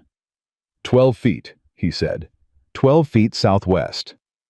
12 feet southwest meant 12 feet of the Whitmore boundary shifted in Blackwood's favor. Not much on its own. But the eastern boundary ran for nearly 3 miles. If multiple markers had been shifted by similar amounts, the cumulative effect would be substantial. They found 2 more disturbed markers in the next quarter mile. By the 5th one, a kind of cold clarity had settled over both of them. They documented Caleb with the compass and the survey copy. Eliza, with a small notebook she'd brought, recording each bearing, each measurement, each observation about the disturbed ground with the precise handwriting she'd used on her father's manifests. They were on the 6th marker when the weather broke. It didn't come gradually. It came the way Wyoming weather sometimes does: a shift of wind, a sudden drop in temperature of what felt like 15 degrees in the span of 5 minutes, and then the snow not falling, but driving horizontal and hard, the kind that stings exposed skin and turns landmarks invisible in minutes. "Eliza," Caleb's voice was sharp. "We need to go." "One more, now." He was already at her side, his hand on her arm. "I know where the remaining markers are. I have enough. We go now." She looked at the whitening air around them and made the decision a sensible person makes. When the land they're standing on stops being familiar. "All right," she said. She'd taken 4 steps toward the horses when the chestnut mare spooked. Something in the storm, a sound, a scent, some animal instinct trigger sent the mare sideways and then back, pulling her reins free from the branch where Caleb had tied her. She was 20 yards away in seconds, moving fast in the wrong direction. Caleb said something Eliza chose not to repeat. How was after the mare, immediately covering ground fast, and Eliza stayed where she was, because the sensible thing was to stay where she was and not make herself a second problem in a situation that already had one. She stood in the driving snow and held her own horse's reins and waited, and the cold worked its way through her coat with the patient, systematic efficiency of Wyoming winter doing what Wyoming winter does best. 3 minutes passed. 4. The snow was coming harder. "Caleb," she called. No answer. The wind took her voice and did whatever it wanted with it. She counted her breaths. She reminded herself that Caleb Whitmore had been riding this land for 20 years, and that a spooked horse was not objectively a catastrophe.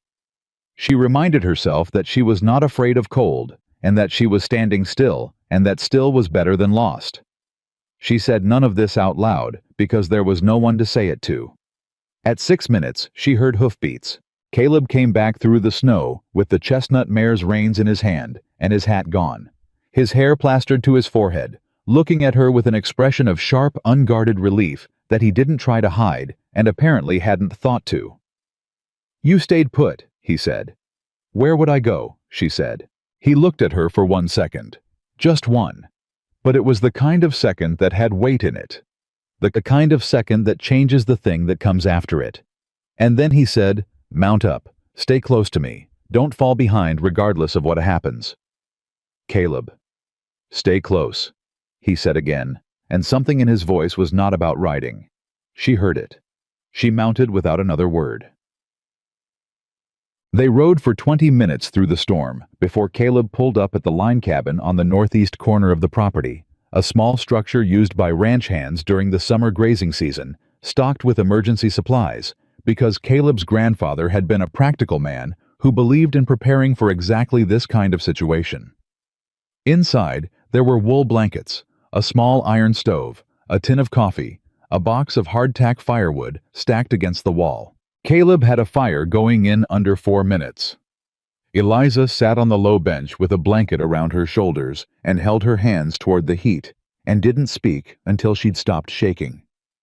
Caleb stood with his back to the stove and watched her with that same unguarded look he'd had in the snow, still not bothering to arrange his face into anything other than what it was. "How long do you think it will last?" she said finally.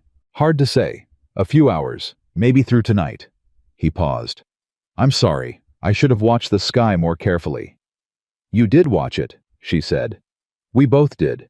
We made a reasonable decision with the information we had." She looked at him directly. "Don't do that." "Do what?" "Take responsibility for weather," she said. "You do that. You take responsibility for things that aren't yours to carry." She held his gaze. "Clara wasn't yours to carry. Daniel wasn't yours to carry. A Wyoming storm isn't yours to carry." The words landed in the small room with a quiet weight that neither of them had fully prepared for. Caleb looked at the floor. She watched something move through his face. Not pain exactly, because the pain was always there. It was the furniture of the room he lived in, but something shifting like a load, being adjusted on a shoulder that had been bearing it at the wrong angle for too long. "Ruth told you," he said. "Yes." "I'm not asking you to talk about it," she said. "I'm just telling you what I see, because you've been honest with me, and I intend to be honest with you." He looked up. The firelight was doing things to the room, softening it, and Caleb Whitmore looked for just this one unguarded moment, exactly the age he was, no more, no less.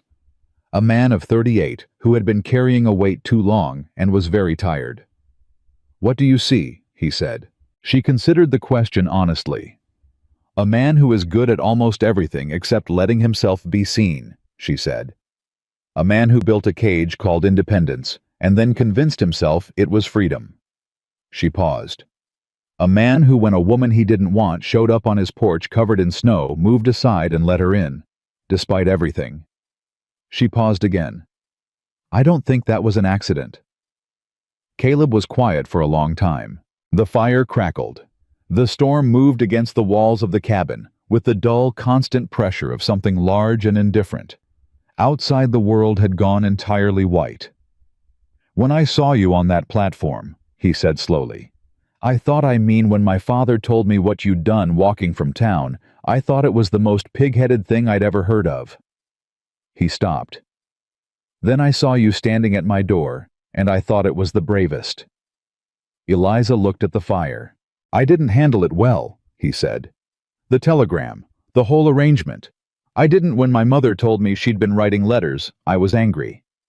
Not because I didn't understand why she did it, but because I'd told myself for so long that I was fine alone, that having someone try to fix it felt like an accusation." He paused. "That's not fair to you. None of it was fair to you." "No," she said simply. "It wasn't." "I know."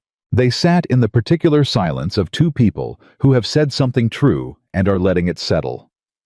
Then Caleb said, "When you went running for that mare, and I couldn't see you in the snow." "I didn't run," she said quietly. I stayed put. I know, he said. But before I came back and I could see you, there were about 30 seconds where I couldn't. He stopped. I don't know how to explain what those 30 seconds were like.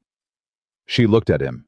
I think I can guess, she said. Something passed between them in the firelight, not words, not a decision, just a recognition. The kind that happens between two people when they both see the same thing at the same time, and neither of them has the language for it yet, but both of them know it's real. Caleb cleared his throat. You should eat something, he said, reaching for the hardtack. The coffee should be hot soon. She accepted the shift back to practical ground with the grace of someone who understood that some things needed time, that the feeling in the room wasn't going anywhere, and didn't need to be named tonight to be true. Thank you, she said, for finding the mare. Thank you, he said, for staying put. They sat across from each other in the small warm space, with the storm raging outside, eating hardtack and waiting for coffee.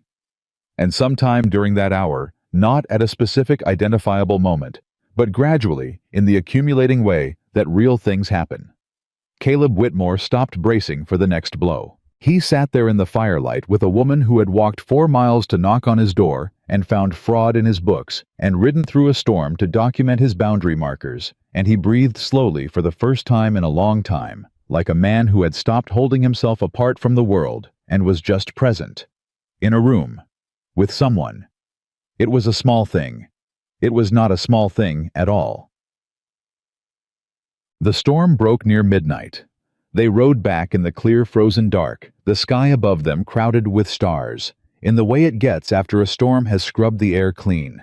Neither of them spoke much. They didn't need to. When they reached the ranch, Caleb took the horses. Eliza went inside and found Ruth asleep in the chair by the front room stove, who woke immediately and looked at Eliza's face with the comprehensive attention of a woman who has been keeping watch for someone's safety and is reassessing the nature of what she's been watching. You're all right, Ruth said. Fine, Eliza said. We got caught in the storm. We waited it out at the north cabin. Ruth looked at her for one long knowing moment. Of course you did, she said, and went to put water on for tea. The next morning, Eliza had the full written record of the boundary markers on the table before 7 o'clock, every measurement, every bearing, every observation about disturbed ground organized and cross-referenced against the survey description. When Caleb came downstairs, he read through it in silence, and when he was done, he looked at her with an expression that wasn't gratitude exactly, but was something larger and more complicated that gratitude was the closest word for. This is enough, he said. Gaines can use this. Combined with the witness statements from your father and the neighboring ranchers. Yes, she said.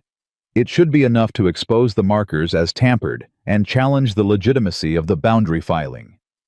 He set the papers down. I'm going to send a writer to Gaines today. He paused. And I'm going to send another writer to Victor Blackwood. Eliza looked up. To tell him I know, Caleb said. Not to threaten, not to negotiate, just to let him know that the man he built this plan around, the one who wasn't paying attention, who let a foreman steal from him for a year, who was too buried in his own grief to see what was happening to his own land. He stopped. Tell him that man is gone. She looked at him steadily. Tell him he's dealing with someone else now, Caleb said. Outside the morning had come in cold and clear, the kind of clarity that follows a storm where everything is exactly what it is. Nothing hidden, nothing softened, just the plain and honest shape of a world that has been scoured clean. Eliza picked up her pen. Then let's make sure, she said, that we're ready. The writer Caleb sent to Victor Blackwood came back with a message that wasn't a message at all, just a sealed envelope containing a single sheet of paper with 2 words written on it in a careful, unhurried hand. Prove it. Caleb read it at the kitchen table with Eliza standing across from him. He set it down without expression, smoothed the paper flat with one hand and said, He's not worried. He's not worried yet, Eliza said. He thinks we don't have enough. Then we need to make sure he finds out otherwise in the worst possible place for him. She sat down. The hearing, not before. We don't show him what we have until we're standing in front of a judge, and it's too late for him to do anything about it. Caleb looked at the two words on the paper for a long moment. Then he folded it, slid it into his shirt pocket, and stood up. "I'm going to see Jim Calloway," he said. "And Pete Adler after that." "Take the written summaries," she said, handing him the folder she'd prepared the night before. "Let them read the boundary documentation themselves before you ask them anything. Witnesses who understand what they're looking at are more useful than witnesses who are just repeating what they were told." He took the folder. He paused at the door. "When I get back." He stopped, reconsidered, started again. "I want to talk to you, tonight, about something that isn't the case." She looked at him steadily. "All right," she said. He nodded once and left. Ruth, who was at the kitchen counter and had heard all of this, said nothing for a full 30 seconds. Then she said without turning around, "Well." "Don't," Eliza said. "I didn't say a word," Ruth said. Jim Calloway was 61 years old and had the build of a man who'd been fighting Wyoming his entire life and mostly winning. He sat across from Caleb at his kitchen table, read every page of Eliza's boundary documentation with the slow care of a man who reads because he means it.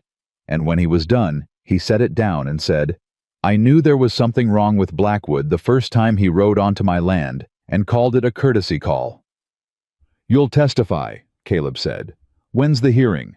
"2 weeks, maybe 3. "I'll be there," Calloway said. He tapped the documentation. "The woman who put this together, the one from back east, she's still at your place." "She is," Caleb said.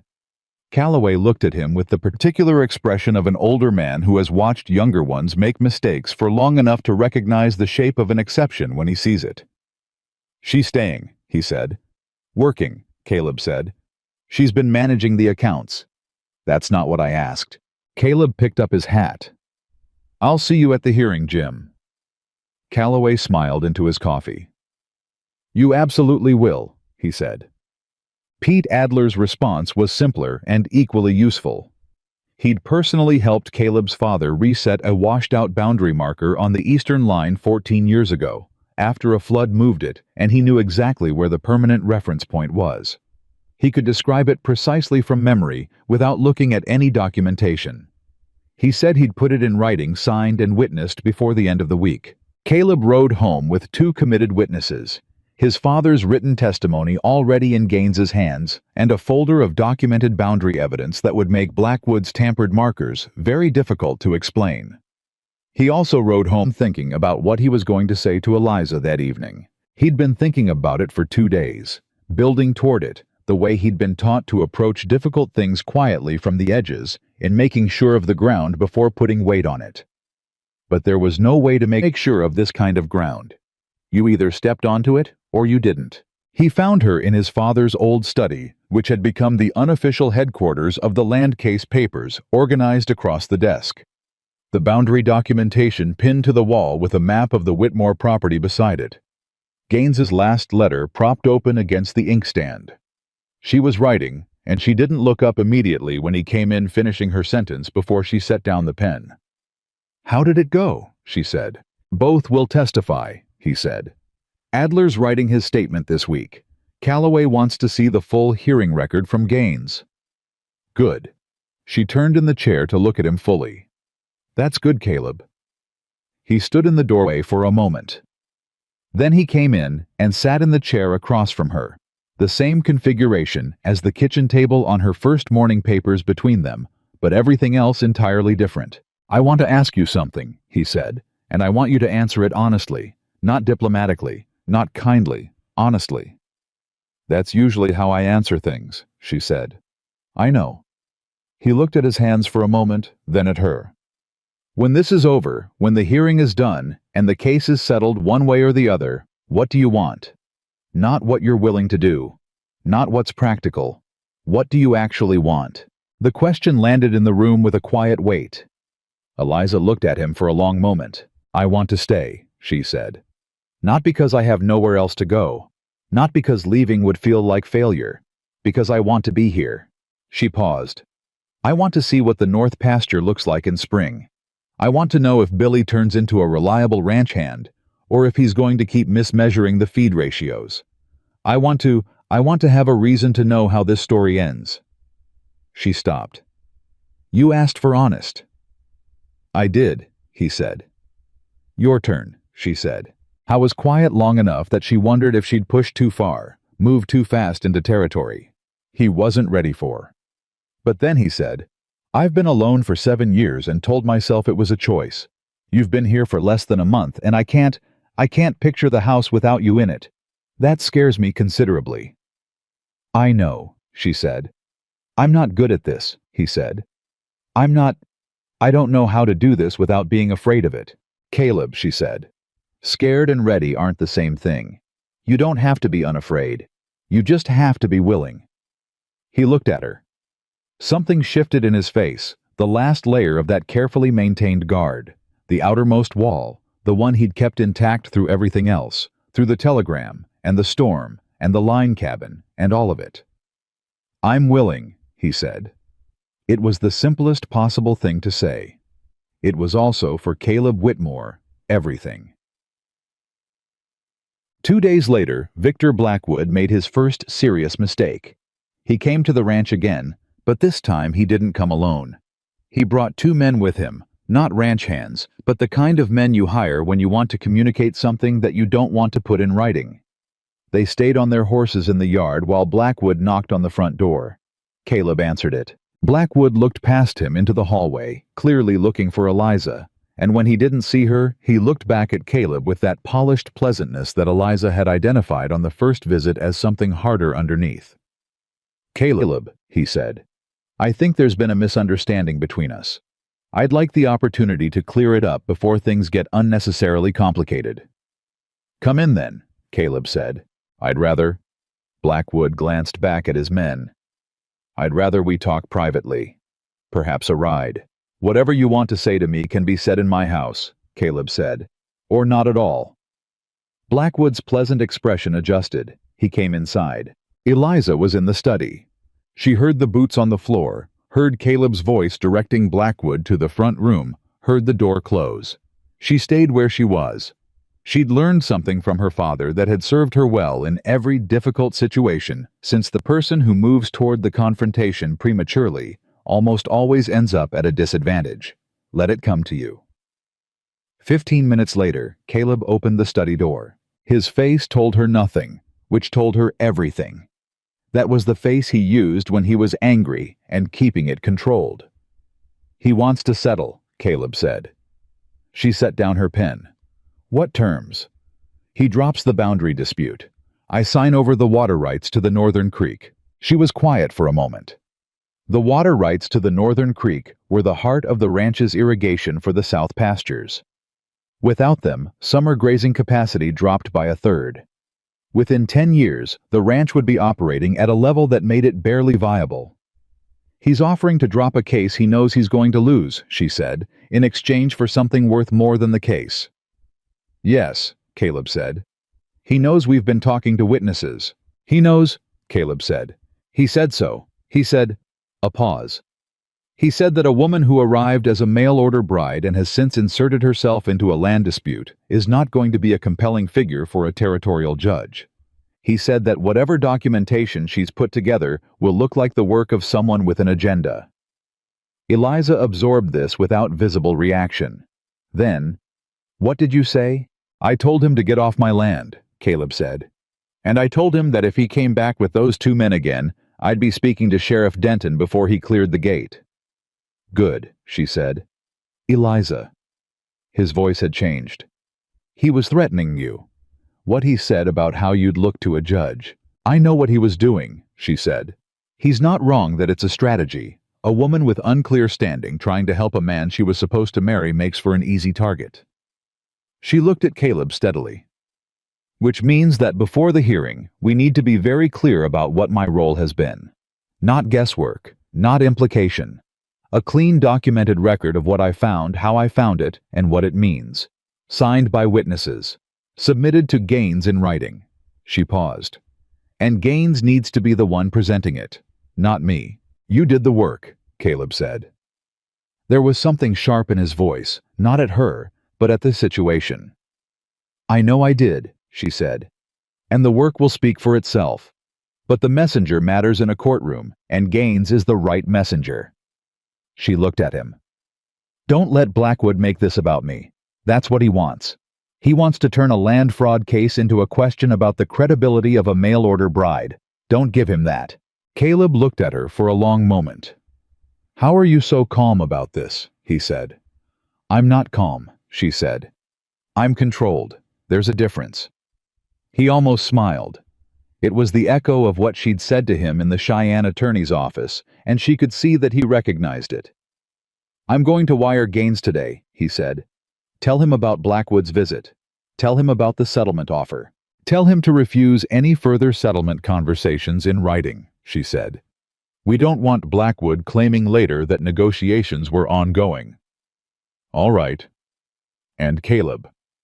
She waited until he looked at her directly. What he said about me about how I'd look to a judge, you know it isn't true. Of course it isn't true, he said immediately, and the immediacy of it, no hesitation, no calculation, just the flat certainty of someone who doesn't need to think about this particular question, landed somewhere in her chest and settled there quietly. Thank you, she said. Margaret Hale found out about Blackwood's visit within 24 hours. This was not surprising, because Margaret Hale found out about most things in Dust Creek within 24 hours, and the sight of Victor Blackwood riding up to the Whitmore Ranch with 2 hired men was the kind of thing that multiple sets of eyes witnessed, and one set of lips repeated before the day was out. She came to the ranch that evening with a covered dish of roasted chicken and the expression of a woman who has something to say, and has decided to say it over food. Sit, she told Caleb, setting the dish on the table without asking permission. Both of you. They sat.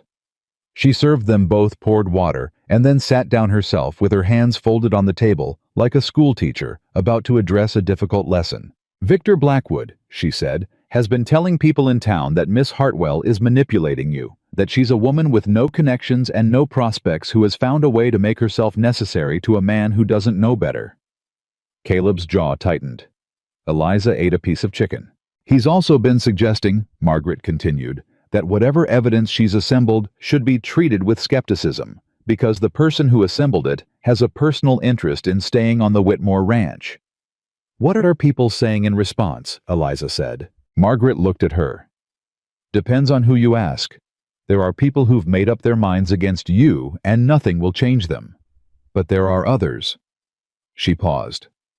Old Tom Gentry, who runs the feed store, told Blackwood that the Whitmore Ranch accounts being sorted out by a woman with sense was better than them being stolen from by a man everyone trusted, and that if Blackwood had a problem with sense, he should examine his own supply.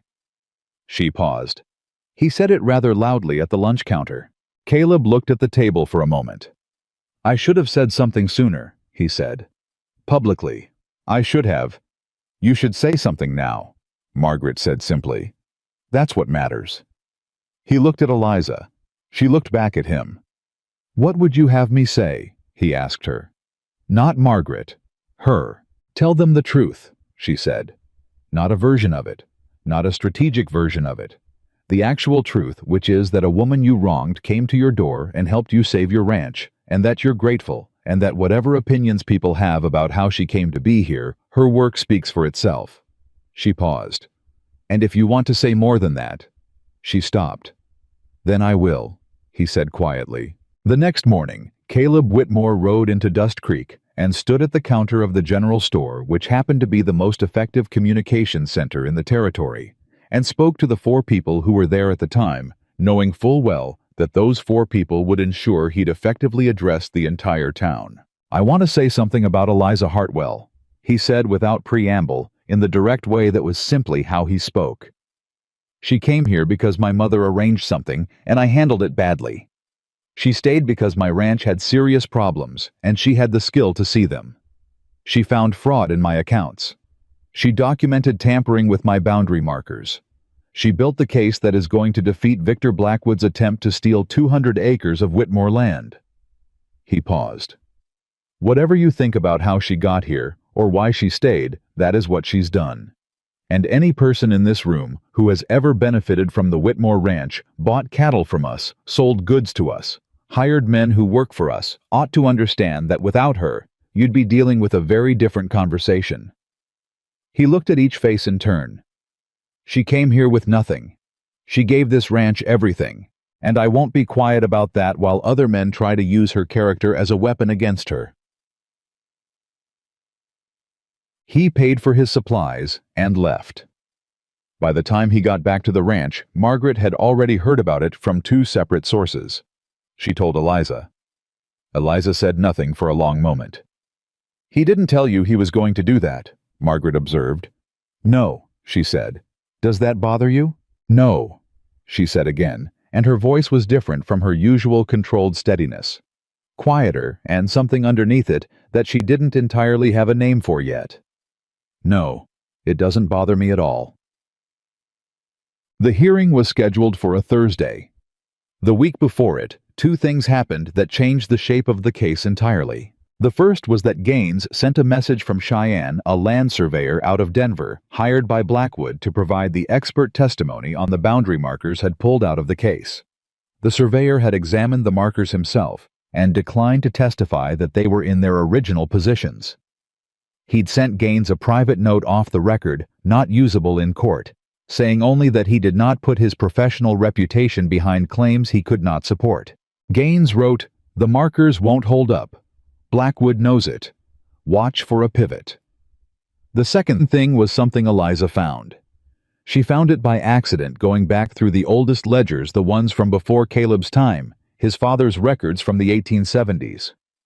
She was looking for something else, a reference to the original survey, that might help with a different angle of the case, when she found a letter folded inside the back cover of the 1871 ledger. It was written in a hand she didn't recognize, dated September 1871, and addressed to Samuel Whitmore. The author was the original land surveyor, not E. Morrow, but the primary surveyor, a man named Asa Cartwright, who had died in 1889.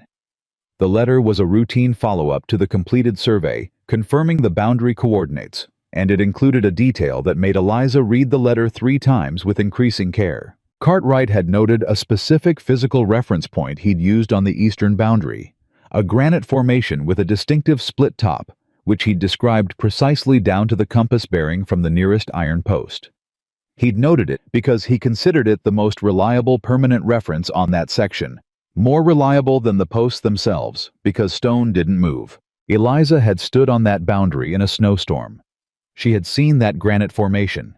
She knew exactly where it was, and it put the original boundary markers precisely where Caleb said they'd always been. She was at Gaines's office in Cheyenne the next morning. He read the letter twice, then looked at her with his flat gray eyes and said, "You found this in a ledger from 1871. In the back cover. It had been there the whole time, and the formation Cartwright describes you personally observed it. I measured it against the survey description during our boundary inspection," she said, placing her notebook on his desk. "Every bearing, every measurement. The formation matches Cartwright's description exactly, and it puts the original boundary where the Whitmore family has always maintained it was." Gaines was quiet for a long moment. "This letter combined with your boundary documentation and the witness statements." He stopped. Miss Hartwell Victor Blackwood's case just became significantly more difficult. "I know," she said. "He's going to try one more thing before the hearing," Gaines said. "People like Blackwood always do when the ground shifts under them." "I know that too," she said. "What do you recommend?" "Go home," he said. "Let me prepare the presentation. Make sure Mr. Whitmore is ready to testify clearly about the history of the boundary. And..." He paused. "Make sure you're both present at the hearing. The judge should see exactly who built this case." She rode back to Dust Creek. Gaines was right. Blackwood made one more move. He sent a formal letter to Sheriff Denton claiming that Eliza Hartwell had accessed private ranch documents without authorization, that she had removed or copied sensitive business records, and that her involvement in the land case constituted interference in a legal proceeding. He requested an inquiry. Sheriff Denton, who was 60 years old and had been in Dust Creek long enough to know the difference between a legitimate complaint and a desperate maneuver, rode out to the Whitmore Ranch the following morning. He sat at the kitchen table. He listened to Caleb's account of exactly what Eliza had done, when with what authorization, and why. He looked at the documentation Caleb produced, showing that she'd been employed at the ranch in a bookkeeping capacity. He read Blackwood's letter again. Then he folded it, put it in his coat, and said, "I'll tell Mr. Blackwood that upon review there is no basis for inquiry, and I will not be pursuing it." He stood up. "Caleb." A pause. "I knew your father before I knew you. He's a good man. He raised a good man." He glanced at Eliza. "Miss Hartwell, you've done good work here." He left. In the silence after the door closed, Caleb looked at Eliza. "1 week to the hearing," he said. "1 week," she confirmed. "Are we ready?" She thought of the Cartwright letter, now safely in Gaines's possession. The witness statements. The boundary documentation. The account records. Every piece of evidence assembled, cross-referenced, prepared. The full scope of what had been done to this ranch, and the full scope of what had been done to undo it. "Yes," she said.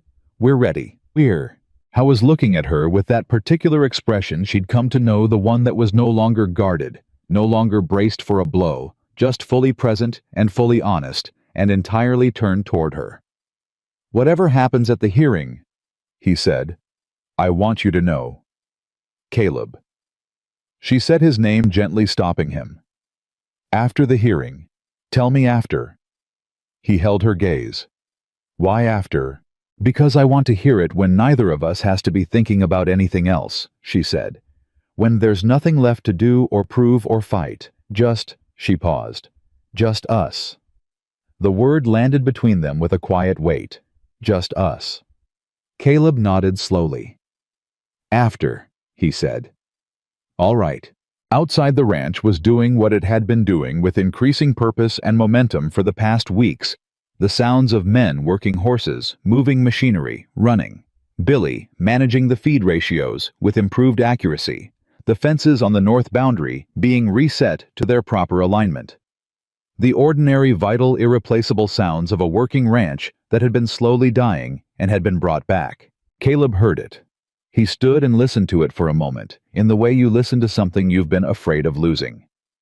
Then he looked at Eliza one more time with the full and open expression of a man who was no longer standing behind his own walls. 1 week, he said. 1 week, she said. And they both knew, without saying so, without needing to, that they were not only talking about the hearing. The morning of the hearing. Caleb came downstairs to find Eliza already dressed, already composed, already at the table, with her hands folded over the final copy of the boundary documentation that Gaines had sent back for their records. She was wearing the blue wool coat she'd arrived in, the same one she'd worn on the platform on the 4-mile walk through the storm. She wore it like armor, and he suspected she knew that. He looked at her for a moment from the doorway. "You didn't sleep," he said. "I slept enough," she said. "Eliza." "I'm fine, Caleb." She met his eyes directly. "Are you?" He thought about it honestly, the way she'd taught him to think about things. "No," he said. "But I'm ready." "That's all it takes," she said. Ruth came in with coffee and set it between them without a word, but her hand rested briefly on Eliza's shoulder as she moved away. A small, deliberate thing that Eliza registered and held on to quietly, the way you hold on to small kindnesses on hard mornings. Samuel arrived at 7, moving faster on his hip than usual, dressed in the good coat he wore to church. He came through the door, looked at his son, looked at Eliza, and said, "Let's go end this." The territorial courtroom in Dust Creek's county building was not a large room, but it was full. That was the first thing Eliza noticed when they walked in. The room was full. Not just with court officials and the opposing party and their counsel, but with townspeople. Jim Calloway and Pete Adler in the second row, both in their good clothes. Margaret Hale near the window, sitting straight as a rod. Old Tom Gentry from the feed store, his hat in his hands. A dozen ranch workers she recognized from Caleb's operation, and a dozen faces from town she'd seen in passing, but never formally met. They had come. She didn't let herself react to it. But she felt it, a particular kind of warmth that had nothing to do with temperature. The warmth of realizing that the ground you've been standing on has more people on it than you knew. Victor Blackwood was already seated at the opposite table beside a Cheyenne attorney named Prescott, who had a polished, expensive look about him. Blackwood glanced at Caleb when they came in. He did not look at Eliza at all, which told her more than a direct look would have. He was afraid of what she'd assembled. The deliberate non-acknowledgement was a tell the same way a man refusing to look at a card on the table means the card matters. Gaines met them at the door and spoke quietly. The judge is Aldrich. He's fair, methodical, and he does not appreciate theatrics from either side. Let me speak. When I call on you, answer precisely what's asked and nothing more. He looked at Eliza specifically. Miss Hartwell, when I introduce the Cartwright letter, Prescott will object to its provenance. Don't react. Let me handle it. Understood, she said. Gaines held her gaze for a moment.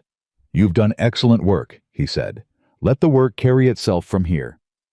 Judge Aldrich opened the proceedings without ceremony. Prescott went first, presenting Blackwood's boundary challenge with the smooth efficiency of a man who'd made this kind of argument before.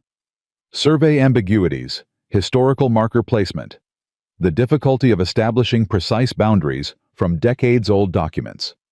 He was good. Eliza could see why Blackwood had hired him.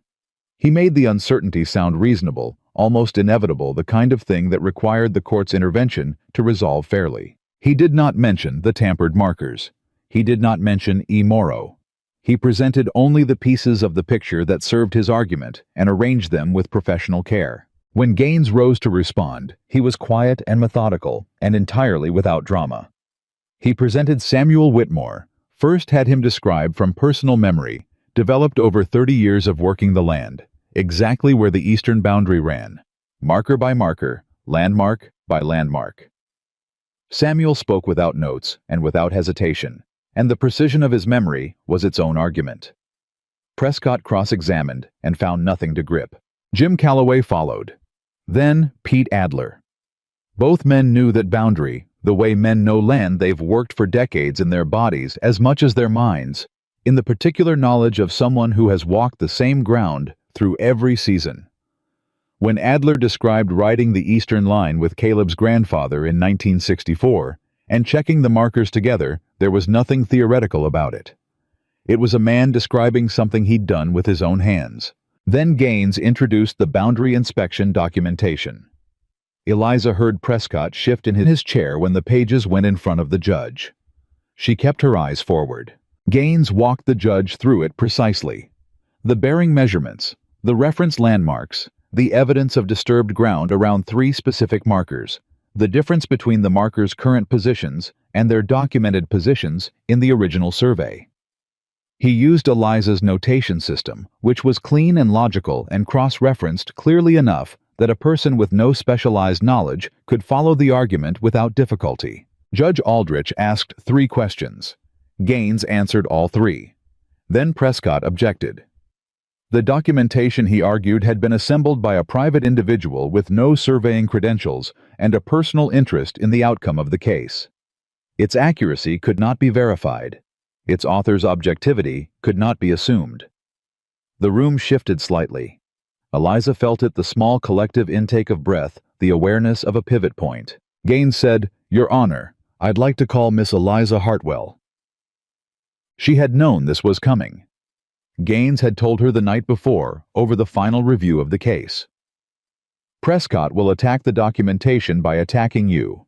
The only counter is to let the judge see you directly. Let him make his own assessment. She walked to the front of the room with her hands at her sides and her spine straight, and the blue wool coat doing exactly what armor is supposed to do. Gaines was gentle and organized. He asked her to describe her background, the school, her father's shipping business, the account keeping, the years of reading manifests and contracts and financial records. He asked her to describe precisely and technically the methodology she'd used in reviewing the Whitmore accounts. He asked her to describe the boundary inspection, the tools used, the process, the specific measurements, the interpretation. She answered every question in the same tone she'd used when she first told Caleb his firewood was stacked wrong. Clear, factual, without performance. Prescott's cross-examination was polished and pointed. He questioned her credentials. He questioned her relationship to the defendant. He raised very carefully and with precise language the suggestion that a woman who had arrived as a mail-order bride and subsequently remained at the ranch had reasons beyond professional ones to present evidence that favored the ranch's owner. The room was very quiet. Eliza looked at Prescott and waited until she was certain she had control of every word she was about to say. "Mr. Prescott," she said, "you're suggesting that because I came to Wyoming as a prospective bride, my findings are compromised." "I'm suggesting that your objectivity may be difficult to establish given the circumstances," Prescott said smoothly. "The circumstances," she said, "are that I arrived with no personal knowledge of this ranch, no financial stake in it, and no reason to invest significant labor in its accounts other than the fact that I could see they needed attention. The fraud I uncovered cost real money that was genuinely stolen. The boundary markers I documented had genuinely been moved, a fact which your own expert surveyor declined to contradict professionally, as the court record from his withdrawal will show." She paused. "You're welcome to question my personal circumstances, Mr. Prescott. But the numbers I documented are either accurate or they're not. The measurements I took are either correct or they're not. I'd invite the court to evaluate those on their merits rather than on speculation about my motivations." The silence that followed was the kind that means something has landed.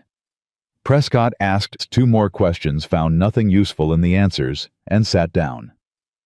The twist came 40 minutes later, and nobody in the room had seen it coming, except possibly Gaines, who showed no reaction at all, which was reaction enough. When Gaines introduced the Cartwright letter, the 1871 document from the original surveyor, describing the granite formation on the eastern boundary with precise coordinates, Prescott objected immediately on provenance grounds.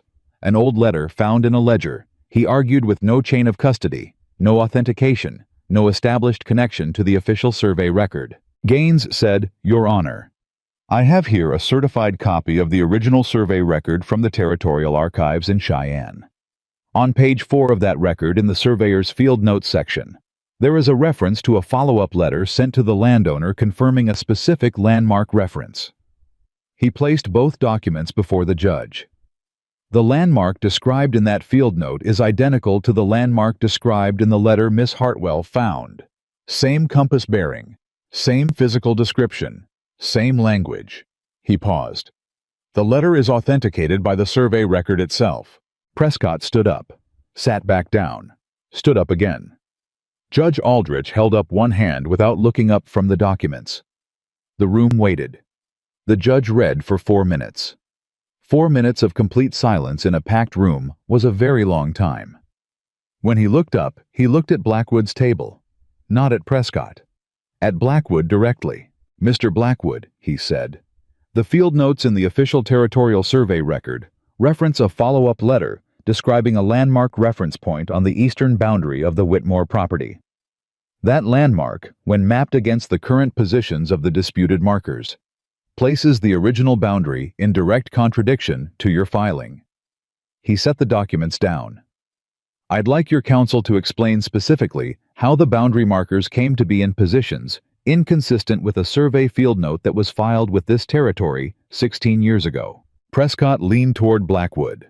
Whatever Blackwood said to him was quiet enough that only Prescott heard it, but Eliza, watching from the front of the room, saw Prescott's expression shift in the unmistakable way of an attorney calculating new odds. Prescott stood. "Your Honor, my client would like to request a brief recess." "Denied," said Judge Aldrich. "Your client will answer the question." Another consultation. Quieter, shorter. Prescott stood again. "Your Honor, my client withdraws the boundary dispute filing." The room came alive all at once. Caleb's hand found Eliza's under the edge of the table. She didn't look at him. She kept her eyes forward because she was not going to do anything that looked like triumph in front of a judge in an active proceeding, and she was not going to cry in a courtroom. But she held his hand with the full, steady grip of someone who has been waiting for solid ground and has just felt it under her feet. Judge Aldrich called for order and got it. He spent the next 10 minutes outlining the court's findings in the matter of the boundary dispute finding in favor of the Whitmore Ranch on all points, with the official territorial record to be updated accordingly. He noted the evidence of marker tampering and referred the matter to the county sheriff for investigation. He said, with the measured understatement of a man who had been on the bench for 20 years and had learned to let his words carry their own weight. The evidence presented by the Whitmore party is thorough, credible, and professionally assembled. The court takes note of the quality of that work. He did not name Eliza directly. He didn't need to. Gaines was packing his papers when Prescott crossed the room, not toward Gaines, toward Eliza. He stopped a foot away and looked at her with the appraising, undefended expression of a man who has been beaten by someone better than he expected. "Miss Hartwell," he said, "that was well done." "Thank you," she said. "If you're ever in Cheyenne and looking for legal work," he said, "I'd be interested in talking." He walked away before she could respond. She watched him go with an expression that was not quite a smile and not quite surprise, but was something between them. Outside the courtroom, the world was ordinary and cold and entirely different than it had been an hour ago. Samuel was the first to reach them. He put his hand on Caleb's shoulder. Both hands the full grip of a father who is not a demonstrative man, but has something that needs demonstrating, and said nothing for a moment, because there wasn't anything to say that the grip didn't already cover. Then he looked at Eliza and said, "Your father would be proud of you." She pressed her lips together.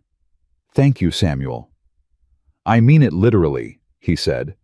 "The way he raised you to work, the precision of it, the care of it, that's not nothing. That's a man's whole life expressed through the person he taught." He squeezed her hand once and released it. "Welcome to Wyoming, Eliza. You've earned it." Margaret appeared at her elbow, approximately 3 seconds later, which suggested she'd been waiting for Samuel to finish. She looked at Eliza with bright, deeply satisfied eyes. "I want you to know," Margaret said, "that I am taking full credit for this." "You introduced yourself to me outside your store," Eliza said. "You gave me coffee and information." "Foundational," Margaret said firmly. "Absolutely foundational contribution." Jim Calloway shook Caleb's hand for a long time and didn't say much, but said it sincerely. Pete Adler clapped him on the back. Old Tom Gentry from the feed store said loudly to no one in particular that he'd known Victor Blackwood was crooked since the man tried to shortchange him on a feed order in 1883, and that he hoped the sheriff would be thorough. Victor Blackwood had left the building by a side door without speaking to anyone. Eliza noted this and filed it as expected, the particular exit of a man who has run out of angles and knows it. Gaines shook her hand at the door. "I meant what I said inside. Good work." He paused. "Prescott was right too. If you're ever looking for a different kind of workland, law could use people who read the way you read." "I'll keep that in mind," she said. He nodded once and left, already reading something from his case file as he walked. Because men like Howard Gaines never fully stopped working, and probably didn't want to. Then the crowd cleared the way, crowds do, when the main event is over, gradually in groups, until it was Caleb and Eliza standing on the wooden walkway outside the county building in the cold Wyoming morning. And there was no case to prepare, and no evidence to organize, and no fight left to fight. Just them. I didn't say anything immediately. He stood beside her with his hands in his coat pockets and looked at the street.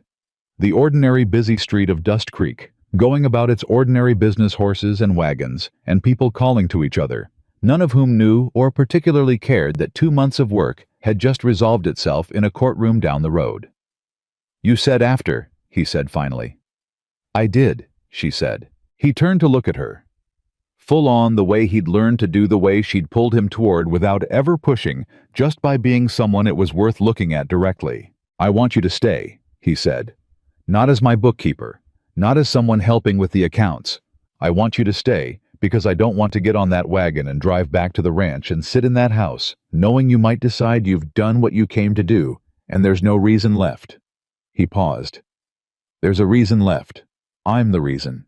And I should have said so 2 weeks ago, but you told me to wait, and you were right, because I would have said it wrong before today." He stopped. "You said I needed to be willing. I'm telling you I'm willing. More than willing." Eliza looked at him. The wind moved down the street, and somewhere a door banged on its hinges, and a horse objected to something, and was told firmly to stop, and all of it was very ordinary and very real. "You know what you're asking," she said. "I do," he said. "You're asking someone you didn't send for, who showed up without warning, who went through your accounts and found your fraud, and rode into your storm and stood in your courtroom." "Yes," he said. To make her life here. Yes, he said again. That's what I'm asking. She held his gaze for a long moment. In the weeks at the ranch, she had learned his face, the way you learn a place. You walk every day, every expression, and what it meant, the subtle architecture of what he was feeling beneath the economy of what he showed. She knew the braced look, and the guarded look, and the quiet look, and the look he had when something surprised him past his defenses. This look was none of those. This was the face of Caleb Whitmore, with nothing in the way. No grief between them. No case. No emergency. Just a man on a wooden walkway in Dust Creek, Wyoming, asking a woman he didn't want to lose to stay. I already am, she said simply. He went still. Already. Home, she said. I already am home. I realized it somewhere around the time we rode back from the cabin in the dark, and I could see the ranch lights from the road, and I thought that's where I'm going. Not where I'm staying temporarily. Where I'm going. She paused. I just needed you to catch up. I made the sound that wasn't quite a laugh. She'd been collecting them, she realized, like her father's pocket watch, like her mother's preserves, like the things you keep because they matter. But this one was fuller than the others, deeper, with something underneath it that had been stored a long time and was finally getting air. I'm sorry it took me so long, he said. You had things to work through, she said. So did I. Eliza. He said her name the way he said things he'd decided, quietly and with full intention. I want to ask you something properly. The way it should have been done from the start. Not through letters, not through arrangements, not through anyone else. Just me asking you directly. She understood what was coming and stayed very still. Will you marry me? He said. Because I'm asking. Not because anyone arranged it. Not because you have no other option. Because I want to ask, and because I want you to say yes, because you want to, and for no other reason.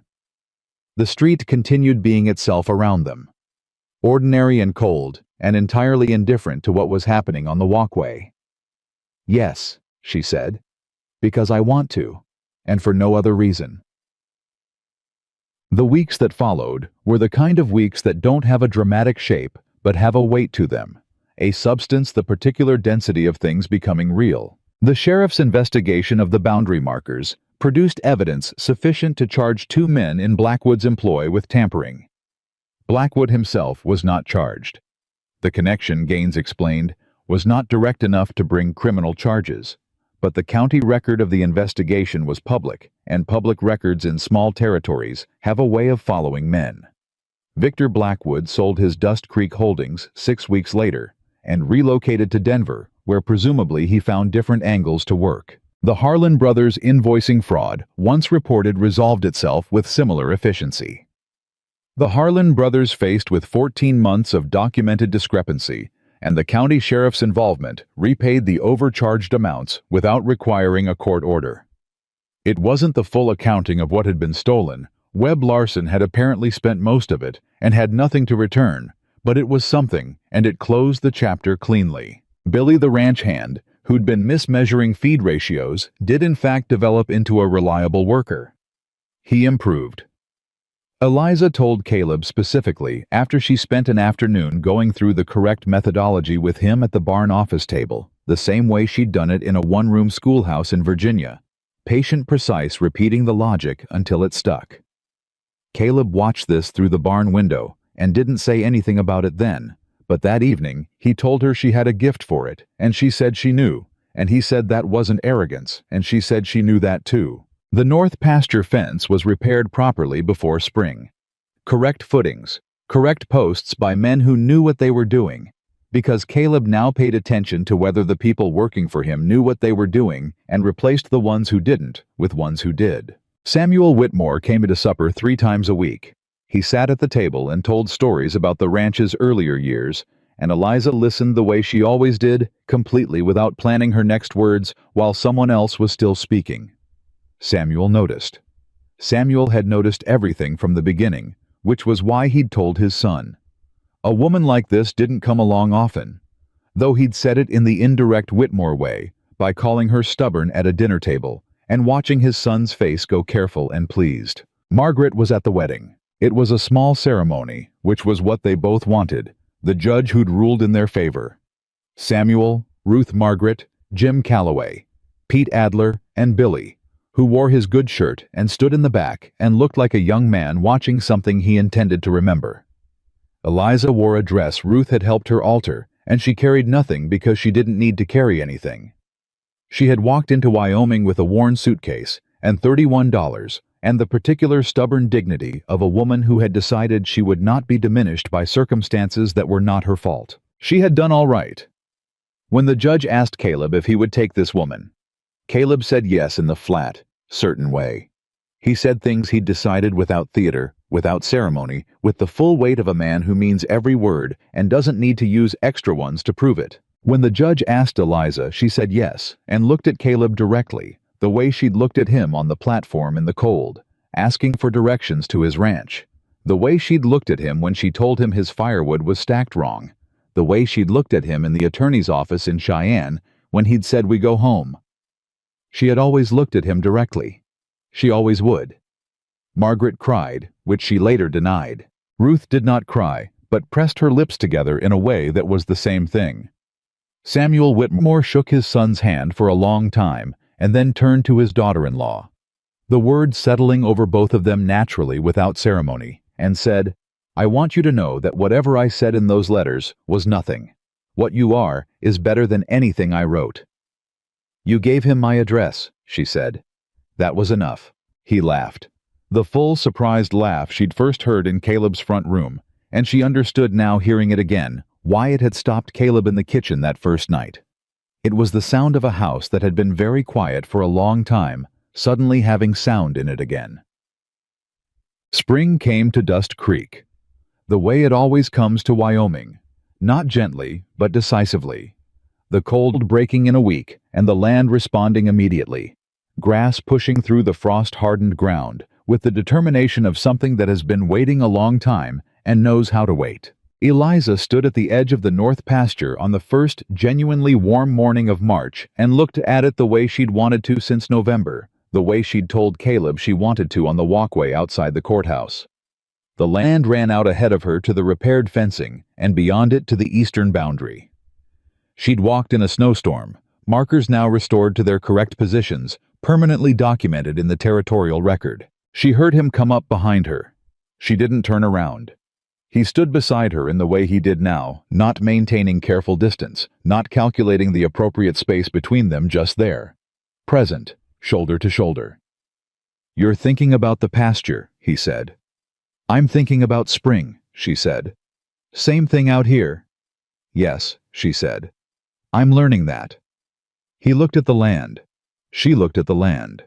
The morning was cold and clear and entirely itself.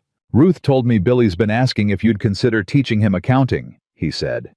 "I know," she said. "He asked me yesterday." "And?"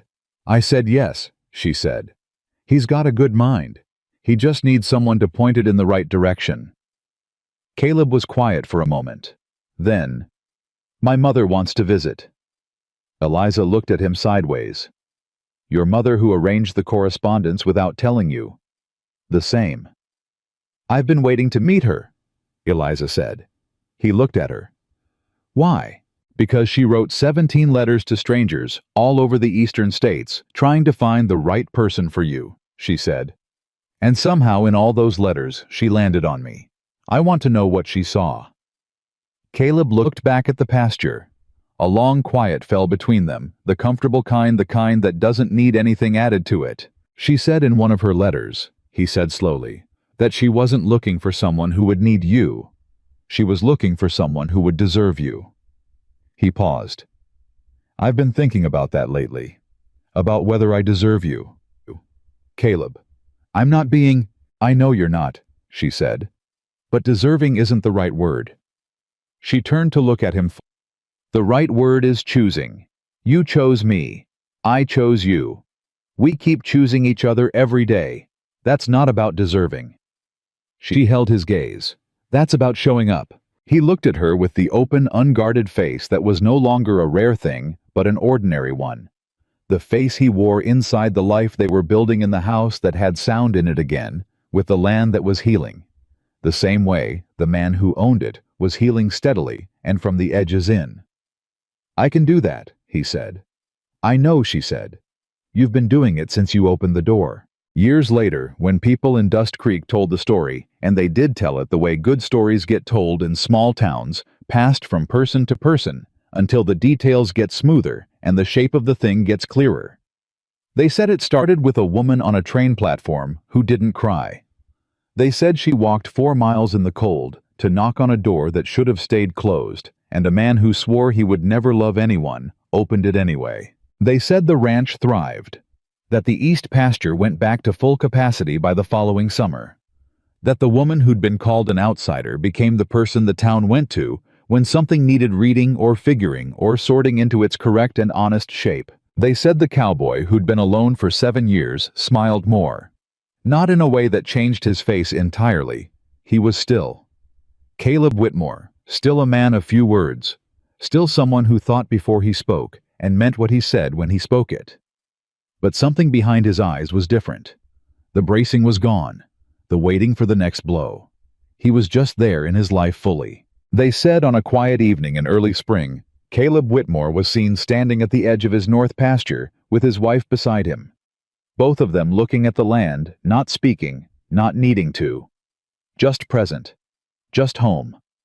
The man who swore he'd never love a mail-order bride had not found what he expected when he opened that door in the cold Wyoming winter. He had found something better. The person he didn't know he'd been waiting for, who had walked every mile of the distance between them, without being asked, who had stood in his life with steady hands and clear eyes, and refused simply and completely to be less than she was. And in doing so, had made him more than he'd been. That was the story.